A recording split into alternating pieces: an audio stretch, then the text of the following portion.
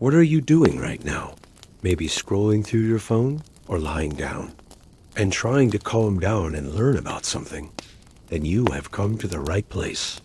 Welcome to the History of Backend, where you will learn about the most amazing things in history. 250,000 years ago, our kind stood on the edge of existence, scattered in small bands across an unforgiving world. Every sunrise was a victory. Every night, a test of courage. We knew fire, we shaped stone. We carried stories in our minds, but the Great Awakening had not yet come. Then, at 50,000 years ago, something shifted. Something unseen yet unstoppable began to change us, giving birth to art, to symbols, to futures we could not yet imagine.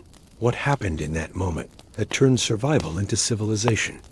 And why does it still echo in us today?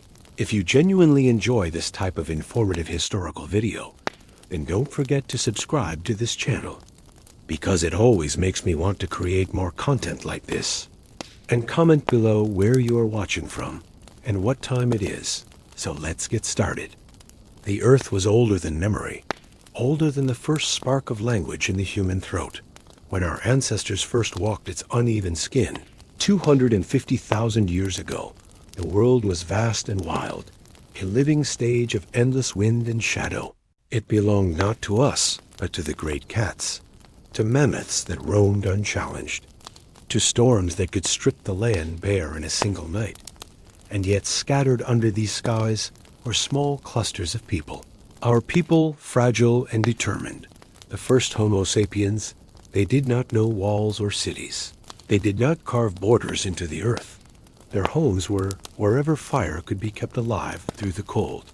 Their wealth was measured in tools chipped from stone, in meat carried on weary shoulders, in the safety of the watchful eyes that formed their circle by night. Famine walked beside them. Predators trailed them. One bad hunt could end the story of an entire family, but they endured, carried forward by instincts sharpened like the blades they held. Generations rose and fell with the turning of the seasons. Time itself moved like water over stone.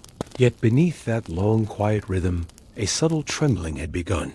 Something invisible, patient, was waiting to bloom. For tens of thousands of years, our brains had the power to imagine things that did not exist, to shape visions that could change the way we lived. But the sparks flickered without catching fire. Paintings appeared, and vanished. New tools came and went, as if the heartbeat of culture was too faint to hear across the world. And then, as the long ages narrowed towards 50,000 years ago, the rhythm faltered, then quickened, and in places scattered like seeds in the wind, we began to do something strange. Strange even to ourselves. We marked the walls of caves with the shapes of animals. We might never hunt. We trailed beads across our bodies. We buried our dead with care and gifts. The world had not changed, but something within us had shifted, whispering of futures yet unseen. What force could have stirred the minds of our kind after 200,000 years of quiet survival? And why did its touch spread like fire across the continents, binding our past to what we would one day become? The wind lay heavy across the grasslands, carrying scents that had not changed in uncounted ages. The dry breath of distant hills, the faint sweetness of crushed leaves beneath moving herds, the musk of animals passing long before dawn. The air itself was alive with layers of sound, the low rumble of far-off thunder, the sudden alarm cries of birds, the endless whisper of grasses bending under invisible hands. And moving within this wide tapestry were people, not many, no more than a handful, scattered over a rising slope where the light reached them first. They moved with a rhythm born from the earth itself. Barefoot on soil, they knew as well as they knew one another's faces.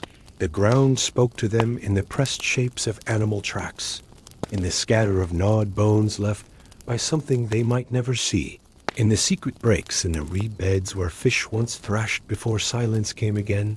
They stepped lightly, never lingering too long in one place, for the land was both their provider and their test, and neither kindness nor cruelty would be found here, only the steady demand for understanding its language.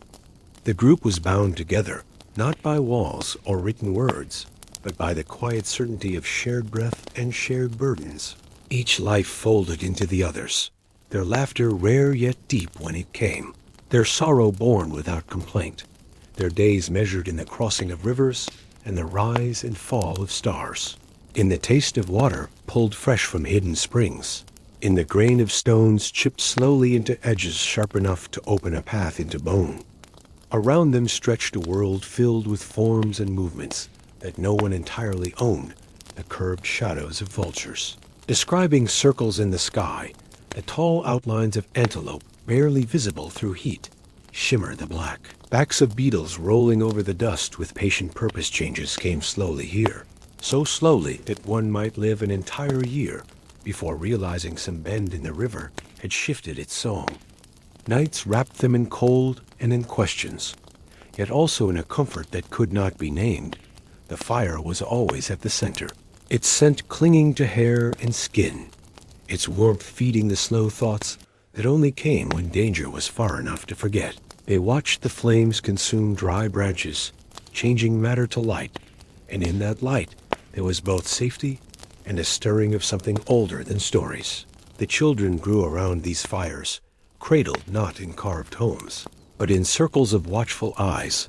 Their games were small imitations of the lives they saw, pretending to stalk the shadows as the hunters did, shaping clay in their small hands before leaving it to crumble back into dust. Every face they knew belonged to someone they could touch. Each name, though they had none as we think of names, was built from gestures, from the bend of a smile, from the way a voice rose at the edge of a question. Rivers moved through their days like silver threads, offering water for the mouth and shade for the skin. Along the banks they would find smooth stones, old as the first light that ever touched this earth, and they would carry some away, weighing their use as tools, testing the feel of them in the palm. Every object they kept came at the cost of being carried. Nothing was without weight, nothing without purpose. Sometimes they followed the herds, great lines of muscle and bone drifting across the plain. Animals whose steps shaped the grass, whose migrations were as old as the wind itself. There was no ownership here. The hunt was an act of balance. It gave life while taking it. The bones were cracked for marrow, the hide stretched in the sun to guard against the next night's chill, the tendons dried and saved to lash wood to stone. One life feeding many, just as many lives labored to feed the one. The seasons told them when to travel and when to stay, rains swelling the rivers into brown torrents, the dry months pressing them to seek deeper shade and dig for roots that held traces of moisture.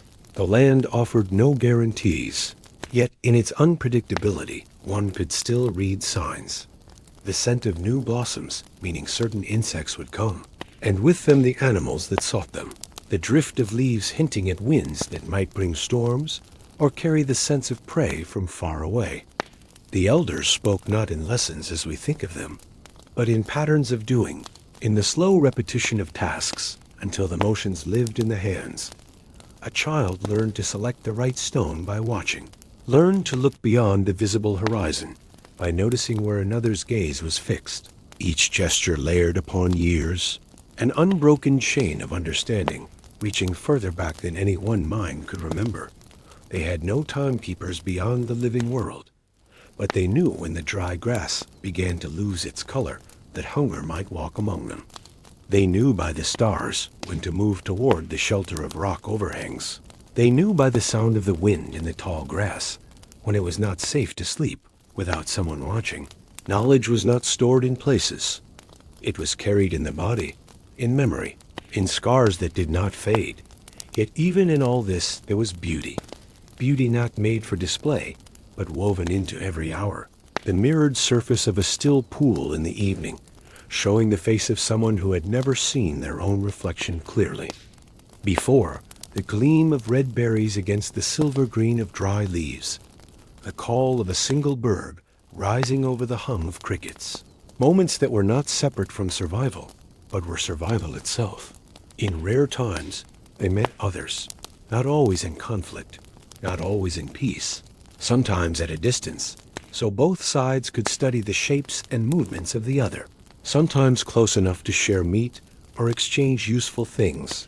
A harder stone, a hollow bone that made a distant note when one blew across its edge. Such moments left echoes, not just in what was gained, but in the awareness that beyond the horizon there were worlds not their own, and slowly, unknown to them, invisible as air yet as certain as the changing moon, their paths were weaving into a larger story.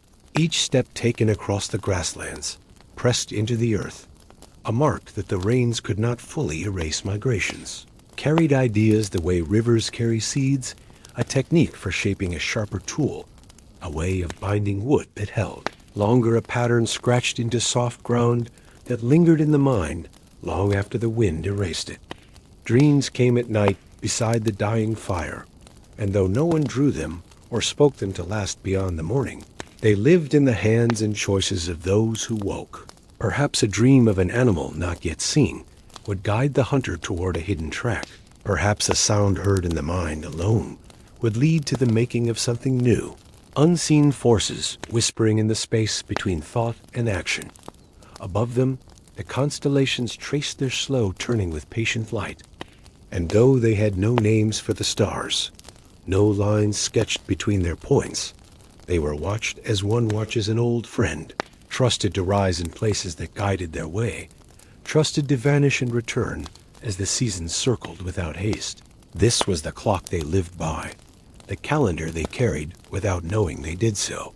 The land itself shifted in those centuries, forests advancing or retreating with the climate's breath, rivers cutting new paths, mountains shedding rock into valleys, each change shaping the lives of those who walked there, forcing them to adapt in ways so gradual that no one saw the transformation until the old ways vanished entirely. Yet adaptation was as natural to them as breathing, and what changed was always woven into what remained. It was a life of movement, of deep knowing born from repetition, of survival drawn not from domination, but from harmony with a world that carried them forward even as it tested them. They knew nothing of 50,000 years from now. They knew only the next morning, the next track to follow, the next place where water and shade could be found.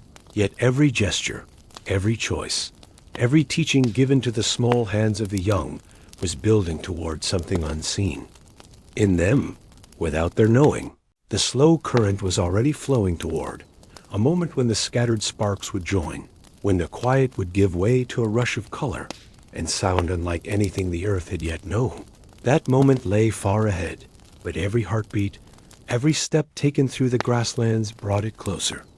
The rains had returned, slower this year, falling in fine veils across the open lands, feeding the shallow rivers that murmured through stone beds worn smooth by ages of passing water. The scent of damp earth rose like a memory older than flesh, and the plants leaned eagerly into the softness, unfurling new leaves that turned the hills from dust gray to living green. The herds moved differently now, drawn by the scent of food that was not there the month before. And the people, too, let the change in the air pull them along hidden paths.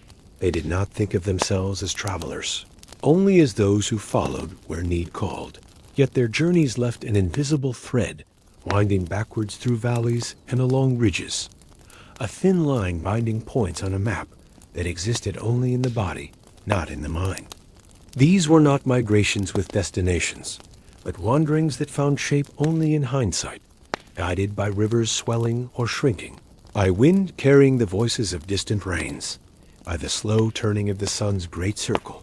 Toward the east, there were shaded places where trees huddled together in green silence, their roots drinking from soil that never fully dried. Here food was found without the long watch of a hunt, fruits swelling on low branches, roots loosened from the earth with stones, insects rich in protein moving lazily in the warmth. Such shelters allowed for brief seasons of rest, yet no rest was permanent, the land always shifting its rules. The bounty of one year could vanish with a dry wind that cracked the leaves and silenced the birds. When rest was possible, hands worked with patience on stones, each strike learning from the last, not in words but in the feel of it, as if the mind of the toolmaker lived in the fingertips. The shapes of the blades and points changed subtly from one generation to the next, not by sudden leaps, but by the smallest refinements. Sharper edges, cleaner lines, the choice of stones that gave more than a few days of use. Such differences whispered of knowledge passed between the long shadows of lifetimes.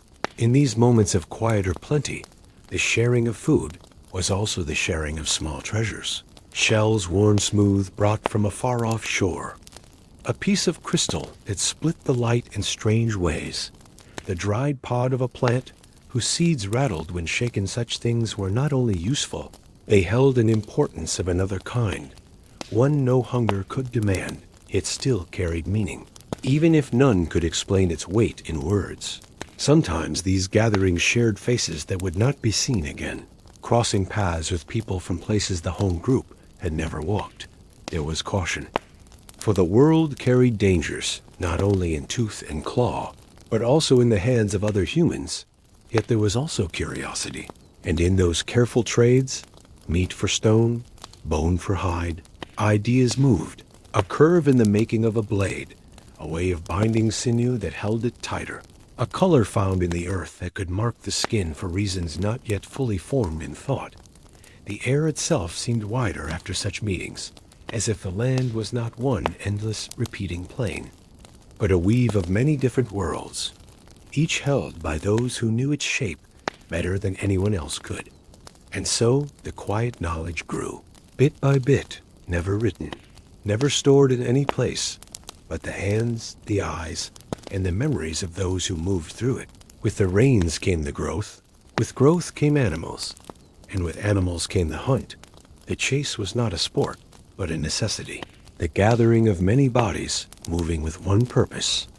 The stalk across grass that must be learned, so no blade of it trembles more than the wind commands.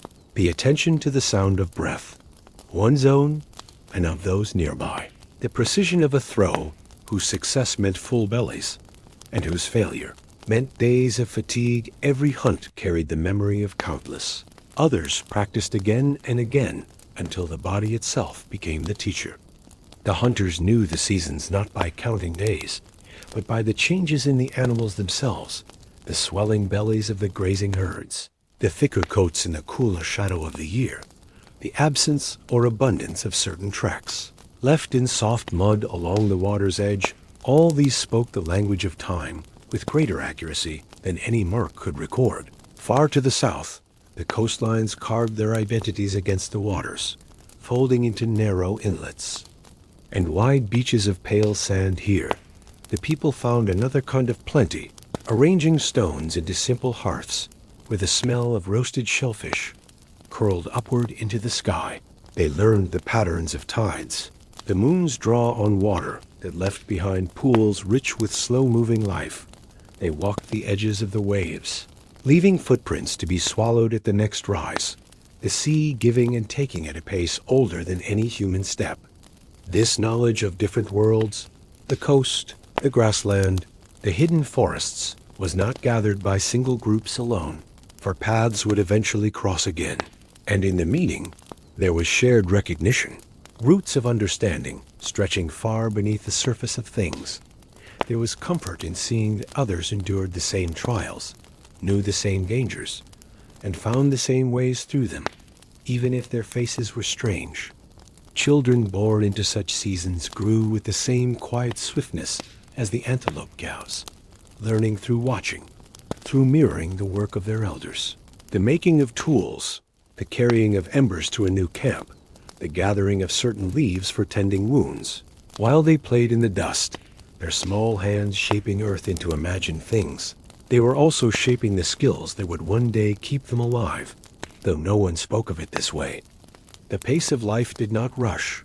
It bent itself around the forces that guided it, moving as the herds moved, settling when the forage held them, lifting again when the land grew silent, each migration carrying the echo of earlier ones, sometimes retracing a beloved water source, sometimes following an entirely new horizon, because chance or necessity had shifted their course. In this way, without design or foreknowledge, the people were mapping the ancient earth in their bones, rivers and hills living in them as memory, the changing stars at night, reinforcing the directions of travel.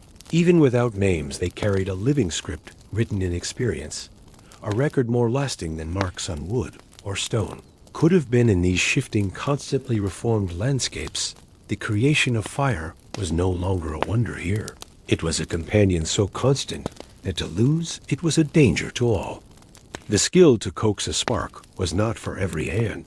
Some held it in great care, keeping embers alive for weeks, fed with the smallest breaths of dry grass. Fire meant more than heat and cooking. It meant light in the darkness, a point around which people gathered in the night when the rustle beyond the glow became too close. It was the heart without walls or gates. Over time, and without thought for origins, the small details shifted.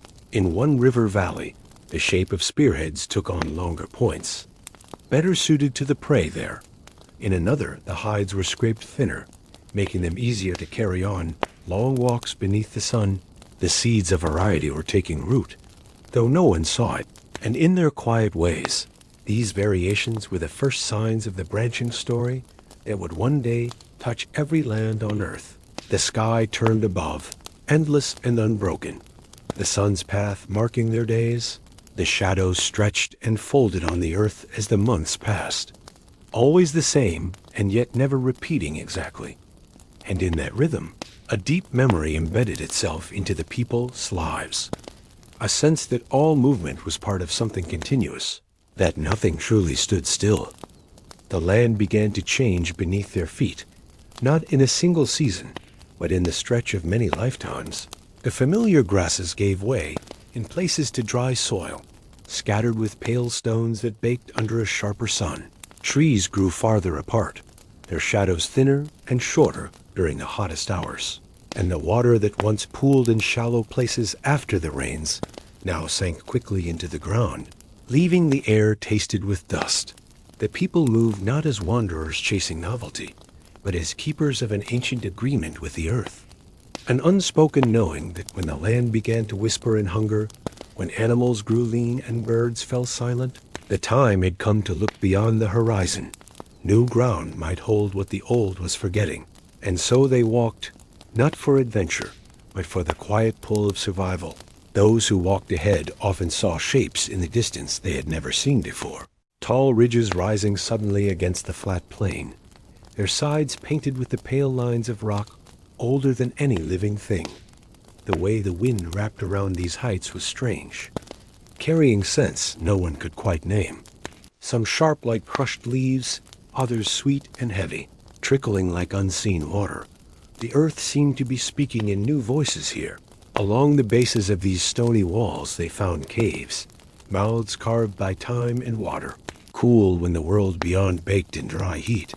Here they rested, feeling the deep darkness at their backs, like a second sky without stars. Some caves carried faint echoes even from the smallest sound, a drop of water, a shift in the gravel underfoot. These places felt both sheltering and watchful, as if the stone itself remembered the movements of every creature that had passed within. Life here required new habits, new eyes for detail. They learned to follow the flight of insects back to hidden water, to dig in the shallow beds of dried streams for the damp sand that could be pressed for drops. Plants unknown to them before were studied with the patient caution of taste and trial. A leaf might refresh or sicken a root, might feed or burn the mouth. The knowledge wove itself into their days until these once unfamiliar hills became another kind of home. When the skies grew heavy far to the east, they learned to watch the movement of cloud, banks low and dark filling the air with the electric scent before a storm rains here were not like the soft veils of their familiar valleys, but sudden fierce throwing water in sheets that rattled the ground and turned dry gullies into rushing streams. The people stood in these moments feeling the sky itself empty into the earth, knowing its gift could vanish as quickly as it arrived. In these new places, some of the group's tools began to change. Flakes of stone struck not just to meet the needs of the hunt, but to serve other purposes, smaller points, finer edges for working plants and fibers. The hides used for carrying water were shaped with more care. For here, a journey without water could last longer than the body itself. Adaptation became part of their rhythm. Each new task folded into the body until it felt as natural as breathing. Certain caves became resting points in their long cycles, not permanent homes, but familiar markers in the endless weave of the land. They left no monuments here, nothing to claim the place but their fires. Blackened ceilings and walls with thin coats of soot traces layered over the years, like memories no one spoke of aloud. Returning to such a cave brought a quiet sense of recognition, as if the land itself remembered them. Animals here were both similar and unfamiliar, the patterns of their movements guessed and tested over seasons. Deer that climbed with strange agility along rocky slopes where no hooves seemed meant to go. Wild goats that vanished into high cliffs at the scent of even a distant hunter. Larger predators whose eyes glinted briefly in the dark before slipping away without sound. And sometimes prints were found in the dust whose makers were never seen, leaving behind only a question in the mind of those tracing them. Even as these challenges shaped their days, there were moments of stillness, sitting at the entrance to a shelter as the wind combed the grass, watching the flight of birds whose feathers caught the falling light in colors without names each day, contained not only the work of survival, but the quiet gathering of impressions, the way. A line of peaks melted into cloud at dusk, the taste of water cupped in a hollow stone worn perfectly smooth by centuries of rain. Sights and sensations layered into the tapestry of memory as much as any skill. Gradually, some small groups wandered farther from the main body, drawn by following a herd or by curiosity unspoken but persistent. They would vanish into distances where even the smoke of their fires was invisible. And when they returned, they carried with them more than food or hides. They carried the shape of new paths, a knowledge of rivers that curled differently than those at home, the way certain stars hung in unfamiliar positions at night when sleeping far from known ground. In time, these journeys began to reach the fringes of other territories, sometimes empty of people, other times carrying the signs of those who lived there, the remains of fires cold for months, the faint hollow of sleeping places pressed into the ground, tools broken and left where they fell, every trace telling a silent story. Here others had lived and moved on, just as they themselves did. When at last paths crossed with other humans, the meeting unfolded with caution, a testing of distances and gestures, recognition written in the shared elements of life: stone, fire, the presence of children among adults. These encounters carried the possibility of fear, of flight, even of conflict. Yet they also held the threads of exchange.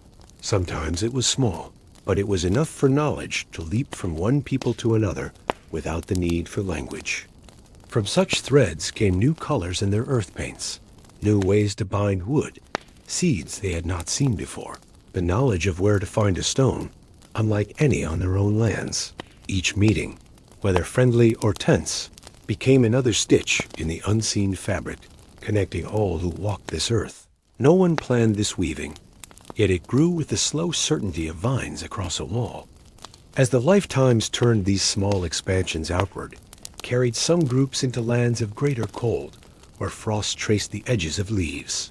Each morning, and the breath of animals clouded the air here, the sun's light was softer the days. Shorter and food walked slowly. Its bulk thickened to protect against the bite of the air. The people learned to wrap themselves in heavier skins, to choose shelters, less for their view of the hunt and more for the way they held warmth. Survival here was measured differently, not by the number of animals seen, but by how well the cold was kept at bay. Even the soundscapes changed in the warmer valleys. The nights were alive with the hum of insects and the restless whisper of grasses, but here in the colder reaches, the world lay quieter, each distant crack or call carrying farther through the stillness. Every noise was a sign. The shifting of ice in the dark, the soft crunch of snow under the foot of prey, or something larger that followed it.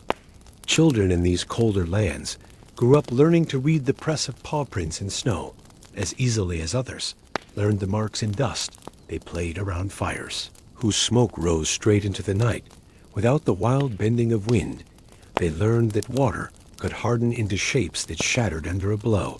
And that life here moved slower, both in the bodies of animals and in the growing of the few plants hardy enough to survive.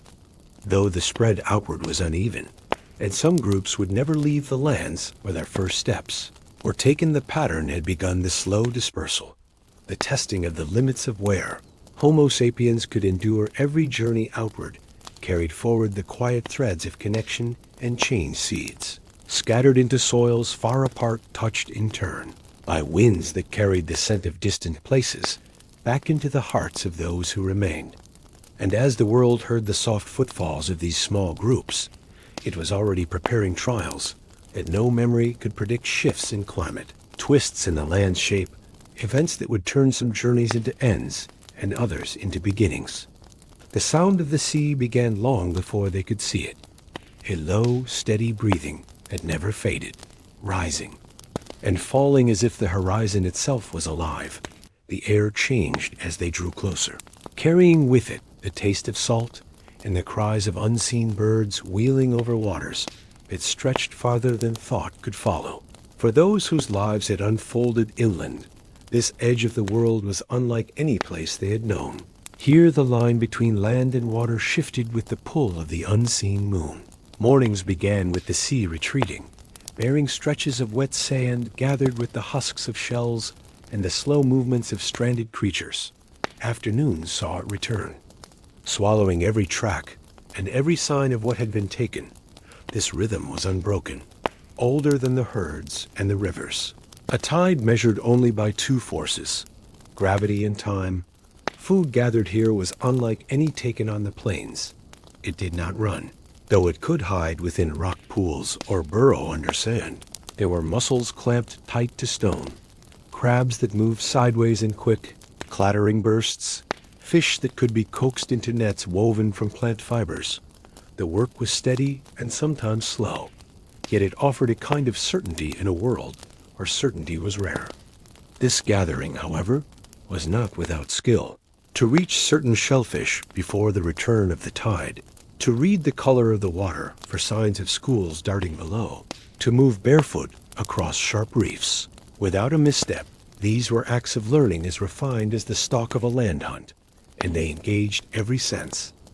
The taste of the air for hints of wind shift, the feel of currents in the ankles, the sight of water rippling against the usual pattern. In these coastal times, the nights brought a different light, the horizon not marked by the jagged edges of trees or hills, but a wide arc of nothingness, with the stars burning low over an unbroken plain of dark water.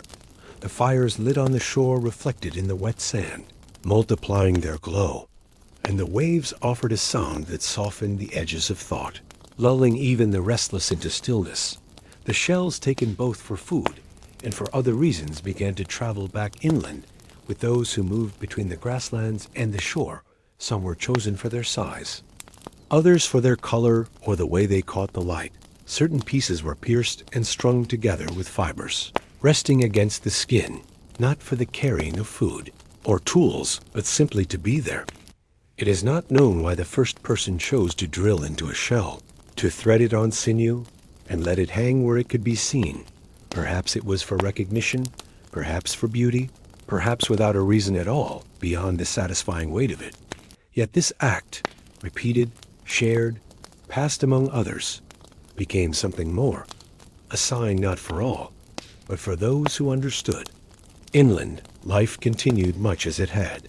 The change was slower here, measured not in adornments or in patterns painted on skin, but in the steady refining of old skills, better blades for splitting, bone-improved points for carrying in hunts that now stretched over greater distances, while the coast offered abundance in certain seasons. The heart of survival still lay in adapting to the unpredictable turn of the land. At times when inland weather grew harsher, more feet turned toward the coasts, and these meetings brought inland tools to shore and shore foods to the valleys.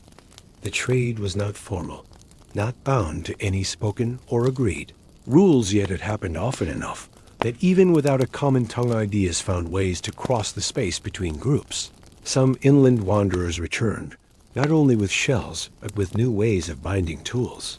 knowing how to use wet fibers from coastal plants that could be dried into cords strong enough to hold through long use. Some from the shores learned from inland visitors to shape smaller, sharper points for fine work with hide and sinew, each exchange. Adding one more link to the long chain of human knowledge, the seasons of hardship did not vanish here. A failed hunt or a sudden storm on the coast could still bring hunger. Yet in some areas, the range of food was now wider, the ability to draw from sea and land indifferent. Times of need wove resilience into the group's way of life. Children in these coastal groups grew up not only knowing the movements of herds, but the turning of the tides.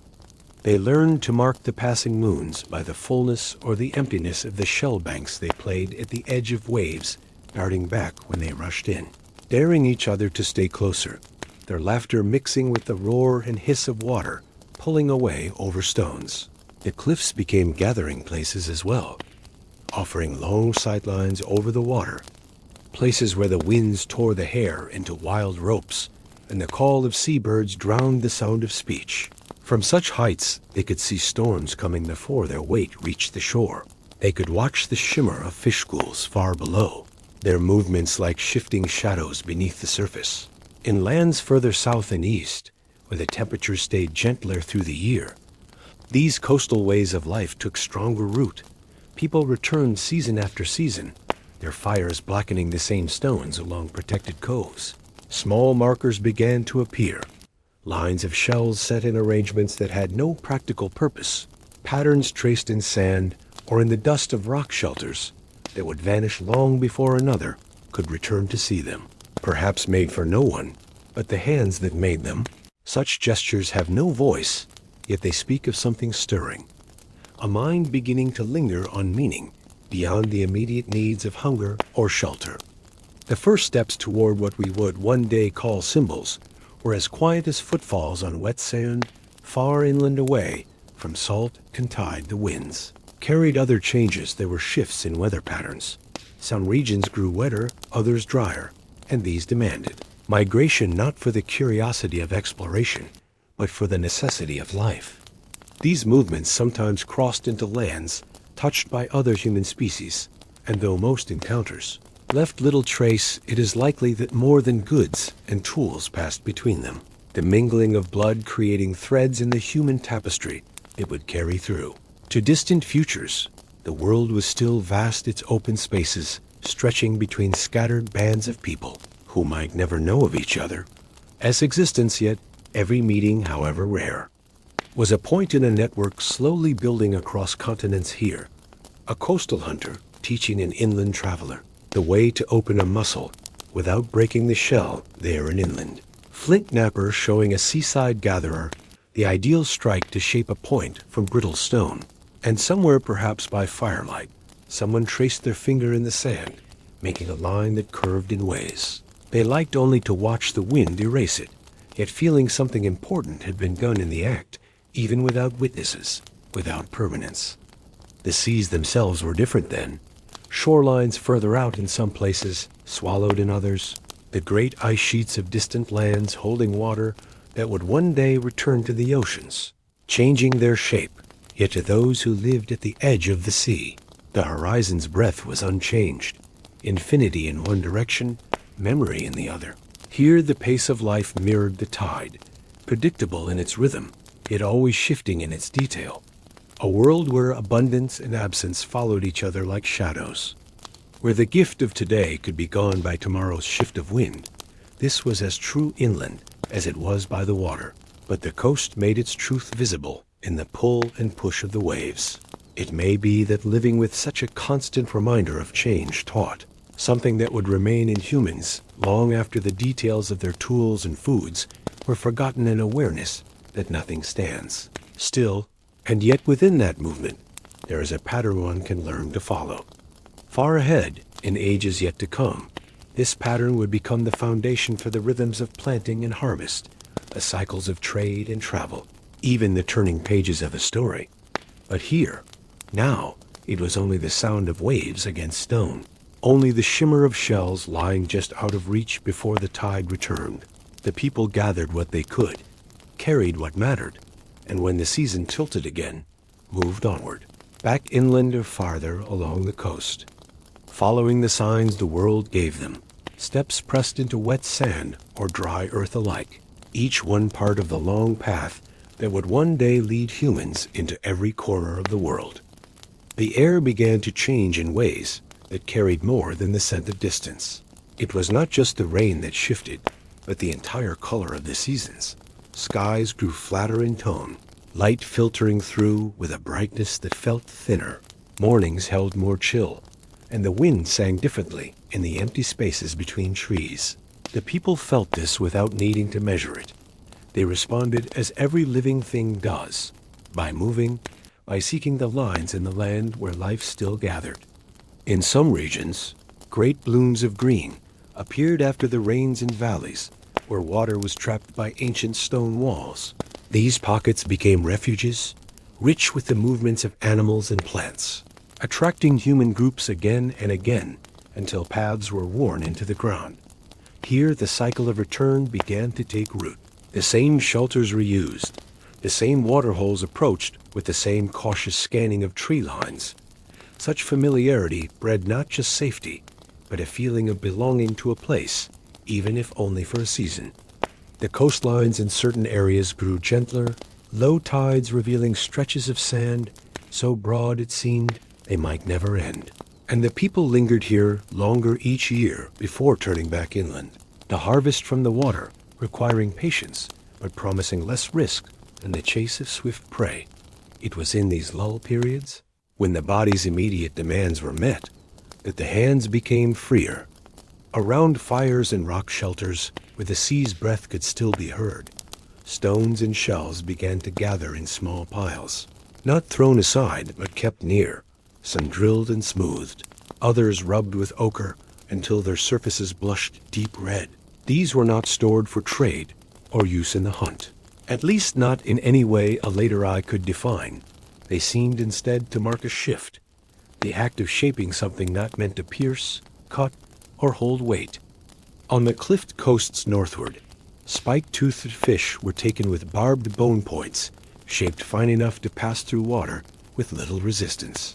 These points themselves were sometimes carved with small notches, not for function but for form, repeated in similar ways by different hands. The knowledge spread like wind through cracks in stone, carried from camp to camp until the marks themselves became familiar sights, even to those who had never sat at the fire that first made them. Far inland, under dry winds, bands of people found security in the edges of rivers whose paths still held water deep beneath the surface. From these corridors of green, paths stretched in every direction like veins, some groups moving south where rains were more certain, others west toward distant ranges. The exchanges between such groups, whether in direct trade or in the quiet borrowing of ideas left behind, ensured that no one place held all knowledge. The earth itself became the carrier. The changes in climate were not even. Some lands grew harsher, while others softened enough to welcome those arriving for the first time. Predators shifted their ranges just as humans did, bringing new dangers and new opportunities. The call of a spotted cat could be heard in a valley it had not entered for many seasons.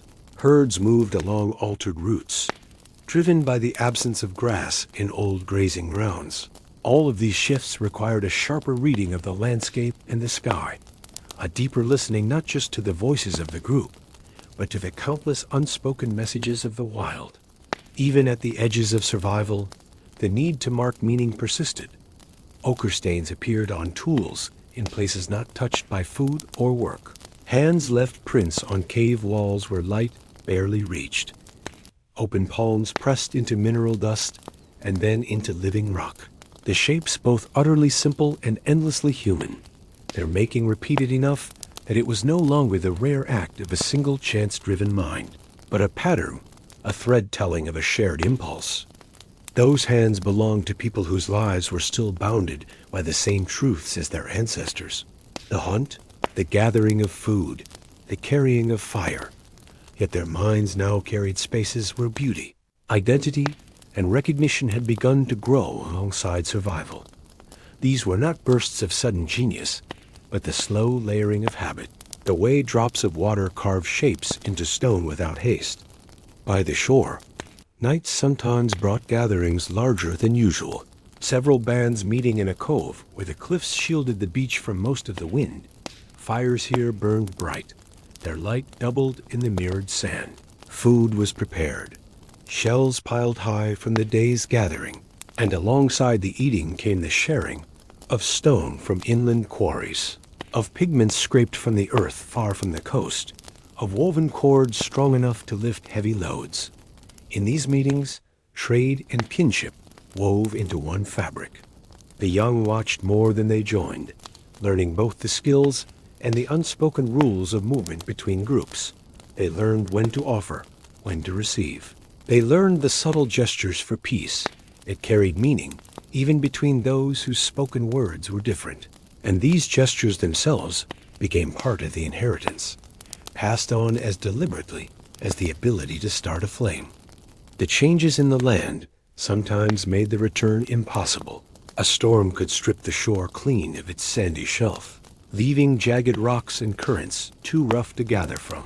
A shift in the river's course could dry out a sleeping ground completely, forcing a group to find a new path. Such events did not break the way of life, but bent it, and each bend altered both the route they took and the stories, unwritten but remembered, of why they had moved. Further along some coasts, beads of pierced shell began to appear buried with the dead, arranged in small arcs across chests and wrists, perhaps as signs for those who knew the person, or perhaps only for the hands that placed them there. These burials carried careful attention, bodies laid gently amid objects clearly chosen, not in haste but with intention. These moments held silence, the work done not for the living, but for the honor of the gone. Farther inland, caves bore thin layers of ochre dust, not spilled from work, but brushed deliberately onto surfaces. In some shelters, the color ran in broad smears. In others, it lay in the shapes of lines, winding like rivers or the trails of animals. The pigments came from quarries, sometimes many days' walk from where they were used, telling that the act of marking had value worth the carrying weight. The rains that once came with the same patience each year began to falter in certain regions, arriving earlier or later, sometimes not at all. The patience of the people was tested, forcing them into longer stretches without the root plants or wild grains that once filled the gaps between hunts. Yet even in these lean seasons, the ochre, the shells, and the notches on tools continued, as though these acts themselves had become wound into survival's logic. For in a way they had, these objects and markings were no longer isolated creations, but tokens of connection, visible signs that one belonged to a group whose memory extended beyond a single meal or journey.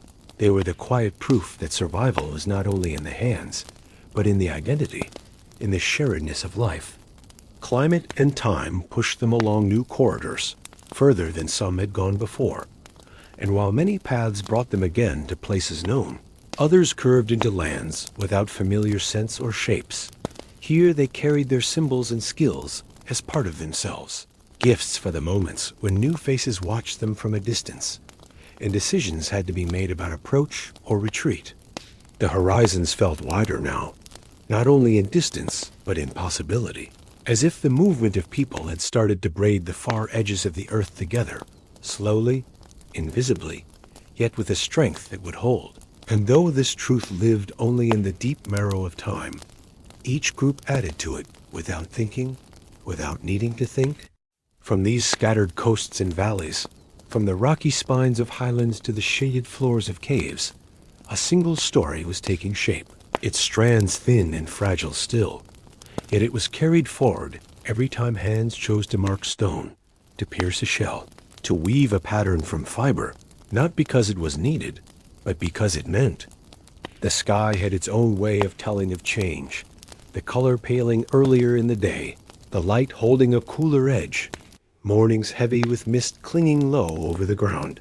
And yet in other seasons, the air swelled with heat, pressing against the skin in long afternoons without wind. The balance between the wet and dry, between the warm and cold, had begun to tilt more abruptly than before. In certain regions, the rains returned in floods, carving deep channels in the earth, feeding plains with rich growth that called out to grazing herds. These areas became temporary magnets for life, drawing not just animals, but humans from valleys and coasts and high grassy slopes. Groups that might never have shared the same fire found themselves camping within sight of each other's smoke. Some rivers swelled so wide in the wet season that they could not be crossed without risk, the water moving with a force that could strip branches from the trees and sweep away the strongest hunter yet in the dry season. These same rivers shrank to calm streams, revealing fords where the land itself seemed to invite passage, and so slowly new routes opened. Northward and eastward lay lands where the air cooled at night in a deeper way than they were used to. And where the light fell longer across the slopes during the day, people ventured there in seasons of plenty, following the trails of animals that had never been hunted by their hands before, tracks broader or narrower than the ones they knew, the scent of their bodies strange but sharp. In these movements, they sometimes found the traces of other humans, stone tools shaped in styles unlike their own sleeping hollows, dug slightly differently, the marks of cutting on bones that told of hands skilled but not their own. And there were times when they saw them directly, faces partly shadowed in distance, movements careful but measured, the shape of the body the same, though the details perhaps different, a broader frame, a shorter stride. At first, there was wariness, for a new human face could mean danger as much as meeting a predator could. The unfamiliar was always judged with care, yet meetings did happen, and in some of these there was exchange, objects changing owners without words to guide them, a length of shaped wood for a fresh skin, a sharp flake for a pouch heavy with berries. In these moments, something older than speech bridged the space, the lift of a hand to show intention, the widening of eyes to signal recognition, the turning of the body to give the other room. These gestures came not from luring, but from something deeper, an animal awareness adapted for this new meeting between kinds alike yet separate. The contact was not constant, for these groups moved within their own vast ranges, but when it occurred, left traces. Not just in the scattering of tools and objects across the land, but in the bloodlines that would bend and braid in ways only the future could measure. Some births may have carried features half recognized. Some skills in tool shaping may have been born from the merging of two traditions. And though no one marked the moment, the human story had widened again to include what had been outside it before. The migrations did not always push further outward, for the advancing cold in some years drove people back toward more familiar grounds. Lands they had left now reshaped by frost vegetation, thinner herds fewer in number, the slow breathing of climate pulling them forward and drawing them back like the tide itself. Yet each forward movement, however brief, added new lines to the invisible map they carried, a knowledge of where water lay hidden in a fold of rock, where certain fruits grew alongside the roots that could be roasted for food in lean months, where the ground underfoot was dangerous after rain. Each remembered place fixed in the mind for use in another time. By the coasts, those who stayed closer to the sea learned to read swollen clouds in the east as signals of storms that could last days, learned to keep stores of dried meat and fish for when the waves were too wild to approach. The keeping of such stores became more deliberate, now not simply the result of luck or surplus, but the product of choice. This was a change as important as any new tool, the thought not only for the moment, but for the need that might come later, the quiet turning of the mind toward tomorrow inland. Some began shaping tools and forms that were lighter to carry, yet still strong, for the journeys were growing longer, and the weight on the body mattered more. Even the fires evolved here. In places where wood was harder to find, small, carefully tended beds of coals were carried from camp to camp, wrapped in dampened moss or bark to hold their heat. This made starting the new fire faster and kept the risk of losing flame lower. The shelters, too, began to vary more. In warmer lands, a simple overhang might serve, but in windswept plains, groups learned to ring themselves with gathered stones for protection. In colder valleys, hides were suspended over branches, angled low to the ground, trapping the warmth from bodies and the fire. All of this passed invisibly from one mind to the next, simply by being seen and built together. The story of survival was now a layered one, with each environment teaching skills that could be carried elsewhere, fitted into the needs of another place's trials. And over it all, art, if it can be called that yet, walked quietly in their hands. Notches on bone counting something only the maker knew, pebbles smooth and painted with faint earth-color shell beads, coming inland again from the far coasts until they hung from necks so distant from the sea that the sound of waves was only imagined. The impulse to carry beauty and meaning into every shift of landscape had not weakened under these new pressures, if anything. It had deepened, perhaps, because the movement into unfamiliar places made the keeping of familiar symbols a way of holding the self steady. As generations passed, there were those born who had never seen certain valleys their parents once called home, worn instead to the wind-heavy ridges or the narrow cliffs above restless waters. For them, these harder edges of the world were natural, their play shaped by the steep terrain, by the care needed not to fall. They moved sure-footed over sharp rock where others stumbled. This adaptability became inheritance, just as much as the shape of the brow or the breadth of the shoulders. The climate's restlessness played its own quiet role. Perhaps it pressed the human mind closer to the habit of preparation, of planning migrations in advance, rather than waiting until need screamed from the land. Perhaps it pressed it toward flexibility, not holding too tightly to a single way of living when another could keep the body whole. Though the changes came unevenly, across all these lands the threads of connection continued. The trade of tools across distances, the carrying of pigment where none could be found, the passing on of fire, the giving of a hide for a bundle of shell beads. These acts may have been small in their moment, but together they marked a world where human groups, though separate and scattered, were beginning to understand that their survival was threaded not just to the land, but to each other. A truth still fragile, still shadowed by the closeness of danger and the uncertainty of meeting strangers, yet already older than any one lifetime. The winds carried a sharper chill than before. Seasons shifted with less warning, and in many regions the rains grew uncertain, arriving too late or too heavy, flooding valleys where shoots had already risen, or never coming at all, leaving the earth cracked underfoot. The people read these changes in the skies and in the whispers of animals, finding fewer herds where there had once been many, hearing the calls of birds grown rarer, searching longer for plants that had nourished them for generations. Where once the land felt vast and full, now certain paths led only to silence, shelters cold and bare, riverbeds holding only the pale memory of water. In some places, groups turned back before reaching known grounds. In others, they pressed on, searching for signs that life still rooted itself ahead. But not all those journeys found what they sought. These were years, stretched over lifetimes.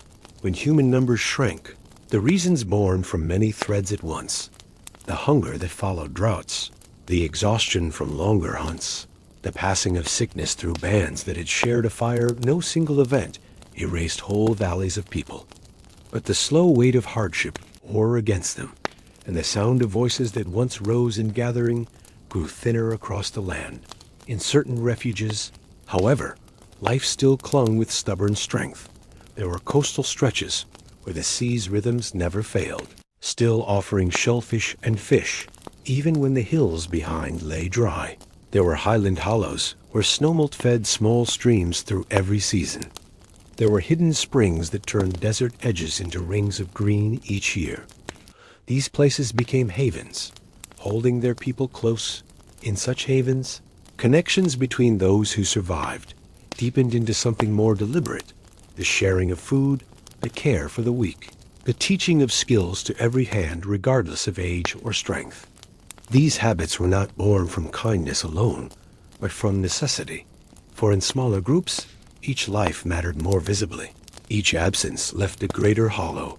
The movement between refuges became rarer journeys, longer and more dangerous, but when they happened, they carried with them more weight. A traveler from another safe place did not just bring a gift or a skill, they brought proof that there were still others that the human story had not thinned. Entirely to nothing, seeing another face from beyond the familiar fire shapes was as much food for the mind as the meat they sometimes carried. Not all contact was peaceful, for scarcity sharpens caution, and even causes hands to rise in defense without words. Yet the meetings that ended in shared fire instead of flight added new stitches to the unseen web that still linked these scattered threads of people. A pouch of bright pigment given in exchange for a long bone sharpened fine. A carrying net woven from fibers unfamiliar to one group, but admired for its strength by the other. Even the art of survival carried subtle changes in these years. Tools became more efficient in the sense of wasting less. Each flake of stone struck with greater care, not to lose material. Each hide stretched and scraped, so its life in keeping out cold might last longer. The constant press of limited resources shaped not only hands, but minds into seeing every part of the world in terms of what it could become if shaped with enough skill. Coastal havens kept their pull. In some, the use of shell beads persisted even in the leanest times, perhaps because they could be gathered alongside food, perhaps because in these years of hardship, a visible sign of connection held even greater value, a whisper saying we are still here. In certain shelters, handprints in ochre continued new shapes, laid over older ones, the outlines of children's hands, small compared to those of their elders. Multiple generations layered on the stone, a silent record that even here, even now, some things endured. The winters in certain lands grew harsher, ice whispering at the edges of rivers long before the coldest moons, snow lying heavier in valleys, making movement slower. Fire smoked thicker in the stillness of such nights, and those who lived there learned to store more before the freeze, to build shelters lower against the earth, so heat held longer, to walk in the tracks of others, so the soft white crust did not swallow the feet entirely. Farther south, where the ice did not reach, heat pressed harder in its seasons, drying streams, thinning shade, changing the habits of grazing animals, until even familiar hunts felt strange. In these lands, traveling by night became common, the coolness allowing longer walks, navigation guided by stars that shifted only with the seasons and could be trusted to mark the way. For the young growing in these times, the world's boundaries were smaller, for their feet walked fewer routes. Their eyes saw fewer faces beyond their own bands. Yet this closeness meant their learning was also sharper. Every skill more deeply practiced, every plant and movement of animal more closely known, the bond to their immediate world stronger for the lack of distraction. Over these long centuries, pressure shaped the people not only in their bodies, but in their thinking. Adaptability became less of a choice and more of a constant presence, a ceaseless readiness to shift when the world demanded it. And though they could not know it, this readiness would one day be the seed from which great leaps would grow. By the end of these years, the earth itself seemed to be drawing breath for whatever came next. Landscapes held their own tensions, coasts as steady as the tide could keep them, valleys softened by the rare generosity of rain, others locked in cold, others scorched dry, each holding its own people, each moving to the rhythm they were bound to. And within the networks that still flickered between these refuges and regions, objects still moved. Beads from far-scattered shells, ochre from hidden deposits, stone from mountains out of sight. A faint pulse in the greater silence, carrying with it a knowledge that though the spaces between might seem endless, they were still passable. The story was not one of growth here. It was one of persistence, of the unheard strength it takes to wait through long, slow trials without letting go entirely. The world was changing again, only it was not yet visible in the grand, sweeping sense. Change lay in the small things, in a new way to fit a flake to a point, in the tighter weave of a carrying strap, in the way eyes scanned the land differently when seeking game. These threads, invisible in their day, were part of a loom building something larger than any moment could hold. And in this, though they could not know it, the survivors of these quieter, Harsher centuries were carrying forward the very tools, in hand and in mind, that would make possible the burst to come, the one that would see humans stride further than they had ever gone before, touching lands they had not yet dreamed of, marking walls with images none before had made. The air seemed to soften in certain lands, rains returning with a surer rhythm, plants rising higher, herds thickening again in the valleys where they once grazed.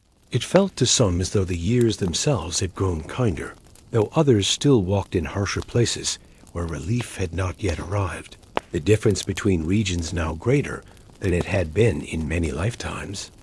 For those in the greener paths, movement began to stretch outward again, not driven entirely by desperation, but by the same quiet force that guides any life toward opportunity, the desire to find more plenty, more space, new ground with a taste of fresh water and grasses untouched by other feet. The young especially walked beyond familiar turns in the trail, their eyes searching for shapes of land known only from the talk of elders. Some of these paths followed rivers that snaked between high cliffs, the sound of water always near, the walls painted by mineral stains. Here they made camp where the stone kept both sun and wind from pressing too hard, fishing from the banks with carefully worked bone, hunting the smaller game drawn to drink, moving steadily but without the urgency of flight. Others pressed toward coasts that were not their ancestors' coasts, where the line of land broke into chains of smaller shapes rising from the water, islands whose trees leaned in the salt-touched wind. Here they learned that wood could float with its cargo, that the crossing between one shore and the next was possible with the right moment, the right tide, the courage to step onto a surface that rocked beneath their weight, and trust that it would carry them forward. These were the first crossings in their line, small in distance compared to the journeys the far future would see, yet great for the moment, for they carried people into lands that had never known their kind, places where the animals had no memory of humans, where certain plants grew without the scars of harvesting, and where the stones themselves held shapes new to the toolmaker's eye. Here, adaptation sped its pace. Island hunting often meant smaller game, birds nesting on unguarded cliffs, fishing shallows teeming with life unused to flight. But it also meant learning which plants stung the skin, which fruits hid bitterness deep beneath their sweetness, and which waters ran brackish under their calm surface. Mistakes could still take a life as easily as hunger or cold. Inland from these coasts, other groups ventured further into cooler territories, places where the sun's warmth lay shorter on the land, where frost licked at the tips of grass in the mornings, even outside deep winter. Here the making of garments from hides became more refined, sewn not with crude piercing alone, but bound with finer threads of plant fiber or sinew, to fit closer to the body, keeping warmth near. They learned to build fires within low walls of stone, reflecting heat back into the shelter and sending smoke away in narrow vents. Small comfort in the icy breath of the season, but enough to make the nights bearable. Climate's uneven hand, generous in some places, withering in others, may have pushed these branches of the human story further apart. Yet the pulse of exchange still flickered between them, even if only across years. A flint from far mountains appearing in a coastal camp, a shell from warm warders found hanging at the neck of someone days inland. Such objects moved farther than the people themselves sometimes did, linking distant fires in invisible chains. The skills of earlier ages, carrying embers, mapping the land in memory, reading the sky, proved their worth again and again. For even in this outward movement, the land could still turn harsh with little warning, storms swallowing the trail home, rivers swelling too deep to cross, prey vanishing for moons at a time. The lesson of the lean centuries still lived in them. Never take the path for granted. Never walk without knowing what will keep you alive if the world shifts. In some of the more stable refuges, the making of ornaments took subtle new turns. Shells colored with richer pigments, small stones polished to a gloss that caught the light, patterns scratched with intent onto bones, not meant for tools, their meanings hidden to all but those who made and wore them. It is possible these were marks of belonging, signs to tell us from them, to bind together those who shared the same seasonal paths or the same sources of water. The burials in these years show care that seems a little deeper in gesture. Bodies arranged with more objects placed around them. Beads, pigments, shaped stones, the occasional fragment of antler worked into form. And once again, the act of putting effort into what could not serve the living told of priorities, reaching beyond the next hunt, the next shelter, into something the hand could release without needing return.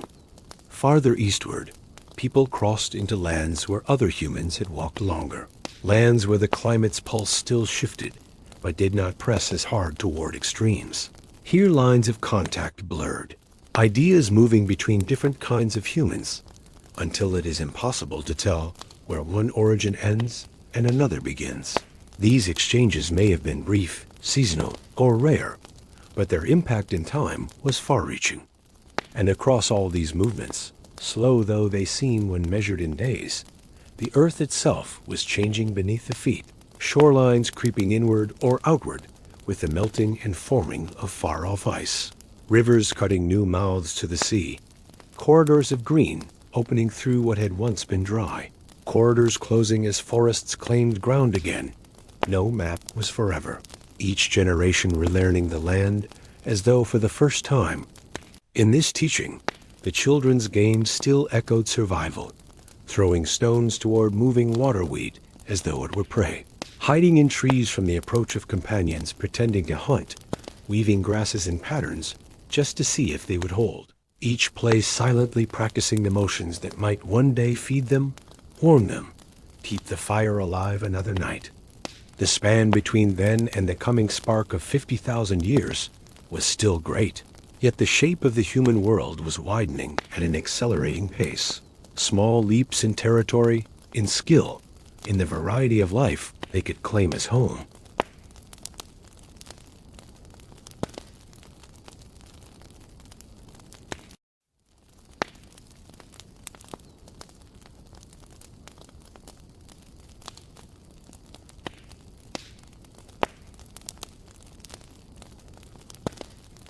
Each crossing of a ridge or shore without return carried with it all that had been inherited, the symbols scratched in red ochre, the skill of the flint strike, the memory of a water source, the awareness of the moon's cycles, each traveler a walking archive of hundreds of generations.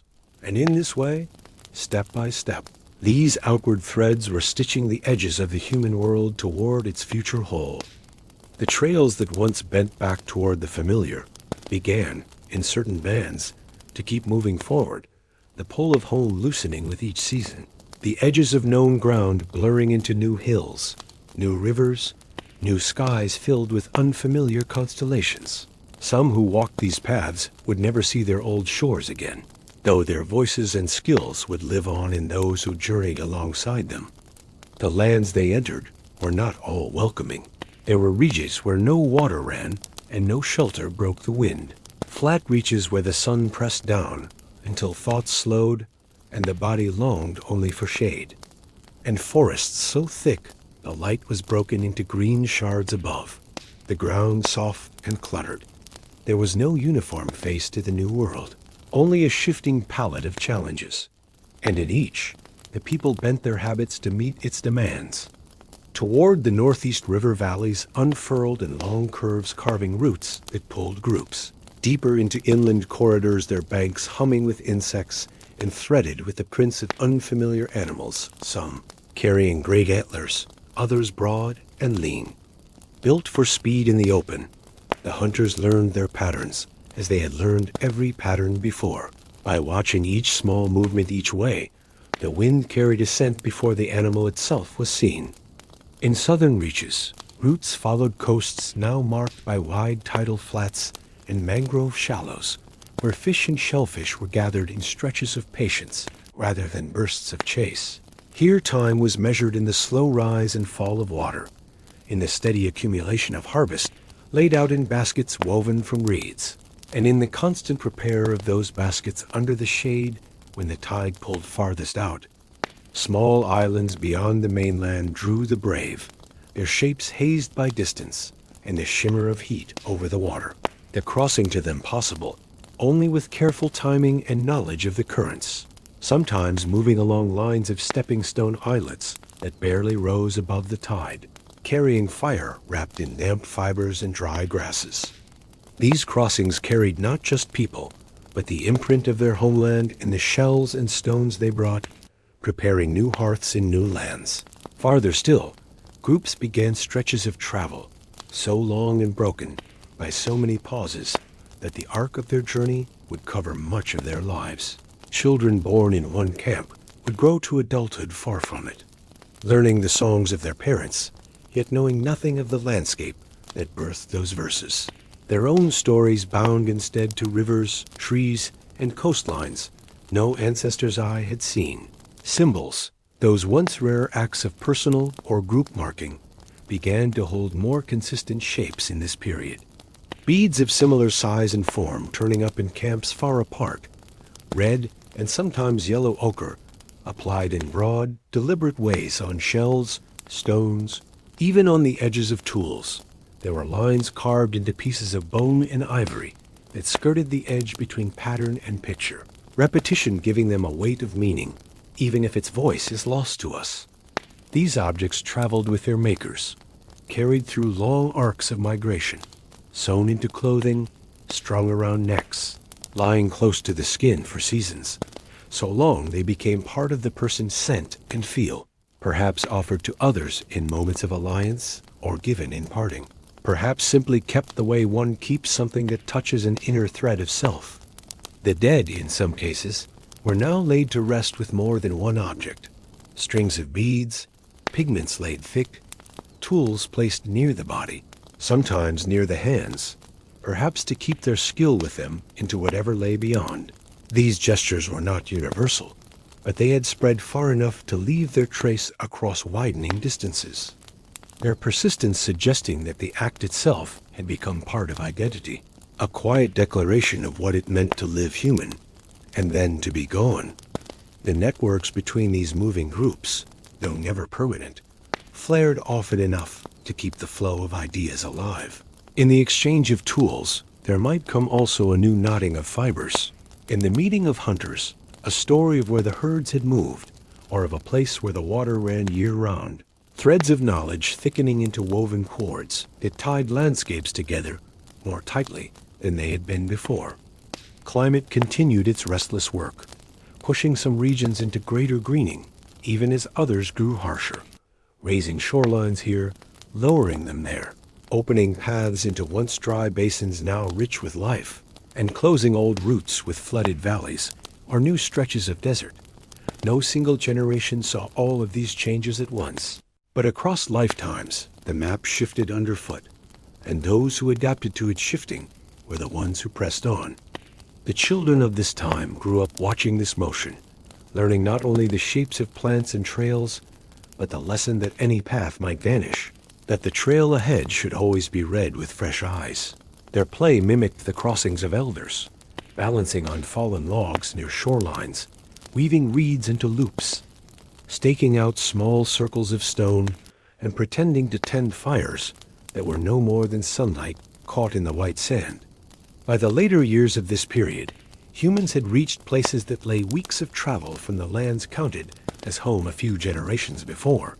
Standing on coasts where the horizon broke into waters, no one yet knew how far they ran, watching sunrises and sunsets over lines of sand, untouched by human step, until that moment, leaving new prints beside the tracks of birds and crabs.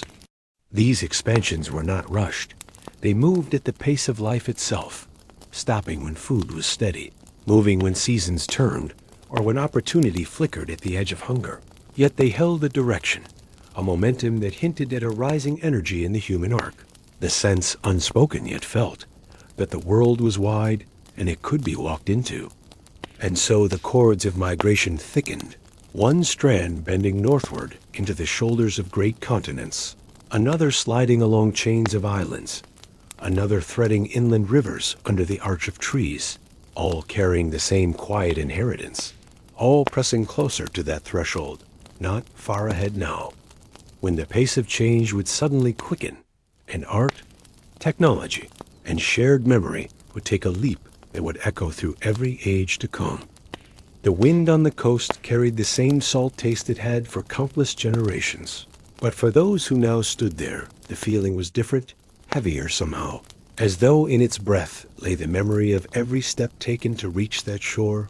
Behind them were valleys where rivers ran brown and swift, where ochre dust clung to skin in the dry months, where the cries of certain birds announced the return of rains. Behind them, too, were cliffs scorched by the midday sun, and high slopes cooled by the kiss of cloud, whole landscapes embedded in their stride as they moved forward. The lands they left had fed them, taught them, and sometimes nearly taken them. Each step forward carried the weight of ancestral trails repeated for generations. Yet this time, the feet did not turn back as the seasons shifted. The trail continued into places where the scent of the plants was unfamiliar, and the tilt of the light was slightly altered, where even the stars resting on the horizon seemed to shift in position when compared to the sky remembered from the old fires. Across much of the world where humans walked at this time, the balance between labor for survival and the small, treasured hours of stillness had tipped slightly toward abundance. There were seasons when food was easier to find, when rivers ran long into the warmer months, when the bodies of prey carried a fullness that spoke of grazing lands undisturbed for years. In those blessed windows of time, life slowed just enough for eyes to wander beyond the next hunt, beyond the shell to be pried open or the hide to be scraped. Hands free for a while from constant foraging began making things whose purpose lived as much inside. The mind as it did in the world, needles of bone carved thin enough to pierce fibers, and sinew beads shaped with tunnel-like holes. Drilled through them points sharpened, so that their form seemed to carry as much beauty as function. Ochre ground smoother, blended in shades rather than left in crude clods. These acts spoke of thought lingering on detail, of an inner space awakening. The gatherings at the crossing of trails, once occasional and often brief, began to last longer in certain regions, drawn around seasonal abundance, on a coast where the tides laid out endless shell beds for the taking, deep in a valley where a great herd was known to pass each year on its migration. The fires here burned large and long, their smoke rising in multiple streams visible from far away, a signal not of danger but of presence. Here the exchange of goods had grown richer, not in the sense of wealth, but in variety. Fine stone from far inland landed in the hands of someone whose own skill had turned waves' bounty into dried. Smoky meat, a bright pigment from a distant deposit, smeared as a gift on another's arm. Feathers from brilliant birds sewn into plaits of hair, each object carrying a piece of a different landscape, and the hands that had claimed it. Young ones born into this age saw more faces in their early years than their grandparents had met in decades, their worlds stretching faster their ears, learning to hear meaning in the rise and fall of foreign voices, their eyes reading gestures as carefully as tracks in sand, where to sit in a circle, how to offer an object without offense, when to watch, and when to join the laughter rising into the night. Ere social skill layered upon survival skill, until they became as inseparable as hide from sinew.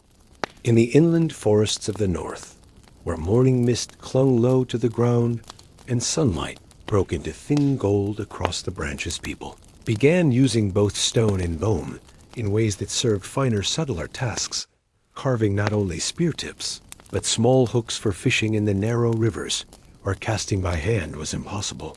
Splitting wood with precision, using edges hafted with bindings made of pulled plant fiber, these innovations moved outward. Slow but steady, each arrival in a new camp tried, improved upon, absorbed.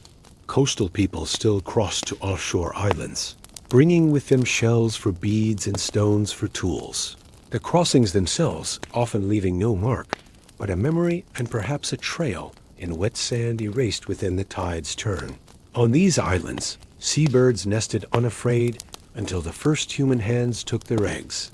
Fish swam in dense shoals through the shallows. Nets of knotted plant fiber stretched between poles, pushed into the seafloor.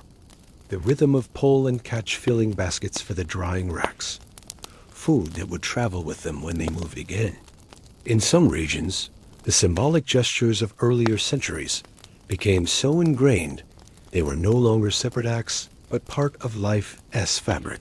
To pierce a shell and hang, it was as natural as shaping a point for the hunt. To smear ochre on the chest or across the face was as ordinary as binding a cut with leaves. The symbols made the self visible to others, marked connection, belonging, or distinction.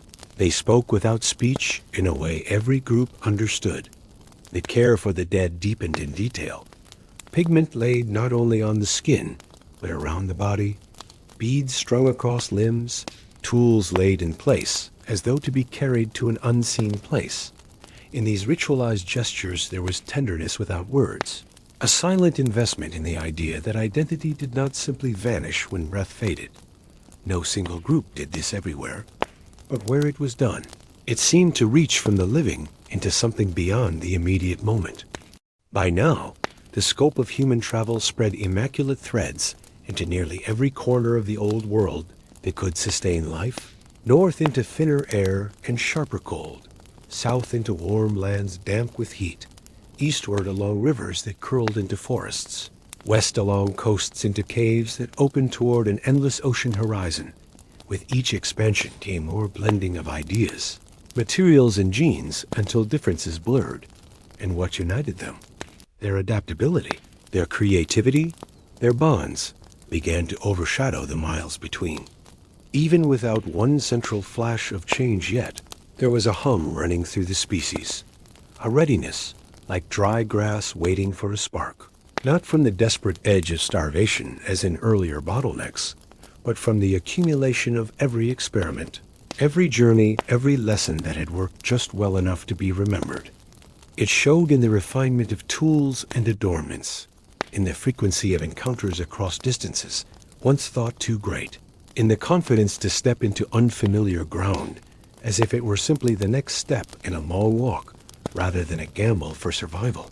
Fire-making had become swifter, more reliable. Not everyone could coax spark from nothing, but enough could that it was no longer an exceptional gift. Tinder was carried carefully from camp to camp, fire not only a protector but a constant companion, its smell marking every tool, every skin, every hair.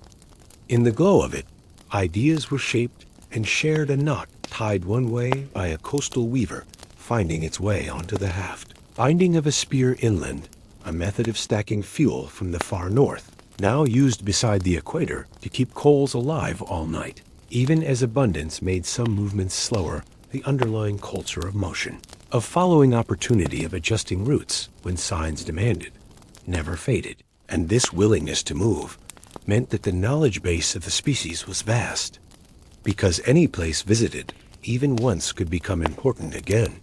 A stone source remembered generations later, a fishing ground noted in a song, a pass through the mountains described with the rhythm of footsteps, not words. Everywhere, the memory of scarcity lived quietly under the skin, keeping the mind sharp, the hands ready, and now, with landscapes feeding them generously and contacts more frequent, that vigilance turned into opportunity. If one place faltered, another could be reached. If one method failed, another could be learned. The cushion of choice allowed space for invention, and in invention lay the doorway to what was coming. By these final centuries before the turning, human beings were carrying not only the means to live, but the desire to shape life with their own minds, to represent it in objects, in color, in arrangement, to share it with others in ways that were not bound to the immediate needs of the moment. The leap at 50,000 years ago would not be sudden so much as inevitable. The crest of a wave that had been building since the first shaped stone, the first shared fire, the first mark, pressed by a hand into ochre and left for others to see. 50,000 years ago, the grasslands whispered under the same winds that had combed them for ages. The tide still rose and fell in their patient pull, and the mountains stood in the same silent watch they had kept for lifetimes beyond counting. The world itself did not change in a single step, but the people walking within it had, in the minds of those people, the descendants of hundreds of thousands of years of slow skill and stubborn endurance. Something new had taken hold. It was not entirely sudden, for it had been germinating in firelight and footstep for ages. But now it spread with the momentum of water breaking a dam, a flowering of ideas, tools, symbols, and shared meaning that reached beyond the immediate moment into futures unseen. The hands that shaped stone no longer struck without a plan. Each flake was imagined before it fell. The edges of blades gleamed with a precision that spoke of attention layered over many trials. Points were formed not only to pierce, but to balance in flight. Tools grew lighter, yet stronger, sharper, yet longer lasting. Hafting perfected with bindings that could survive hunts and return ready for more. Nothing in their crafting felt improvised anymore. Everything shaped with thought as much as with motion. Adornments, once occasional, seasonal, or rare, spilled into daily life. Beads pierced in almost mathematical stillness, now threaded into long strands, shells chosen for particular sizes and lusters, pigments ground until they blushed deep and fine in texture, ornaments arranged in repeating shapes among many individuals, suggesting not just decoration but shared symbols, a kind of visual language that could speak in silence across gaps of words and distance. And in deep caves, places where torchlight flickered against walls that had not seen daylight in thousands of years, the rock began to answer human presence with visions made by human hand. Red and black ochre filled the curves of lions and horses. Aurochs and bison came alive in layered shading. Each muscle shone in lines, guided with sure intention. The figures placed where the cave's own shape seemed to give them movement, so an animal appeared to step forward as firelight rippled. Somewhere in torchlit shadow, hands pressed pigment onto surfaces and then onto the wall, leaving outlines of fingers and palms so sharply stenciled they seemed to glow, as though to say I was here, but also we are here. These markings did not save food or protect from cold, yet they bound those who made them to each other, to their place, and to a story unfolding in ways no earlier generation had reached before. Art was not kept separate from survival, for it flowed into it. Animals painted on walls might be the same ones sought in the hunt. A pattern worn on the arm might serve as recognition among hunters from different fires. Symbols incised into spears might link them to a clan or a skilled hand. Even the act of creating shapes could sharpen the vision needed to track movement, light, and shadow in the living world outside. Gatherings at this time swelled in size and in purpose. More than chance meetings or brief trade, they became deliberate convergences at places rich in food and water, where multiple bands could stay for long enough to share not just a meal, but days and nights of work making, repairing, and exchanging. Knowledge fire after fire, burning along the edge of a river or in the sweep of a coastal bay, light mirrored by the stars above. At such gatherings, ornaments from far distances were worn widely, showing the threads of contact stretching across hundreds of miles. Tools of new shape passed through many hands before finding their way home.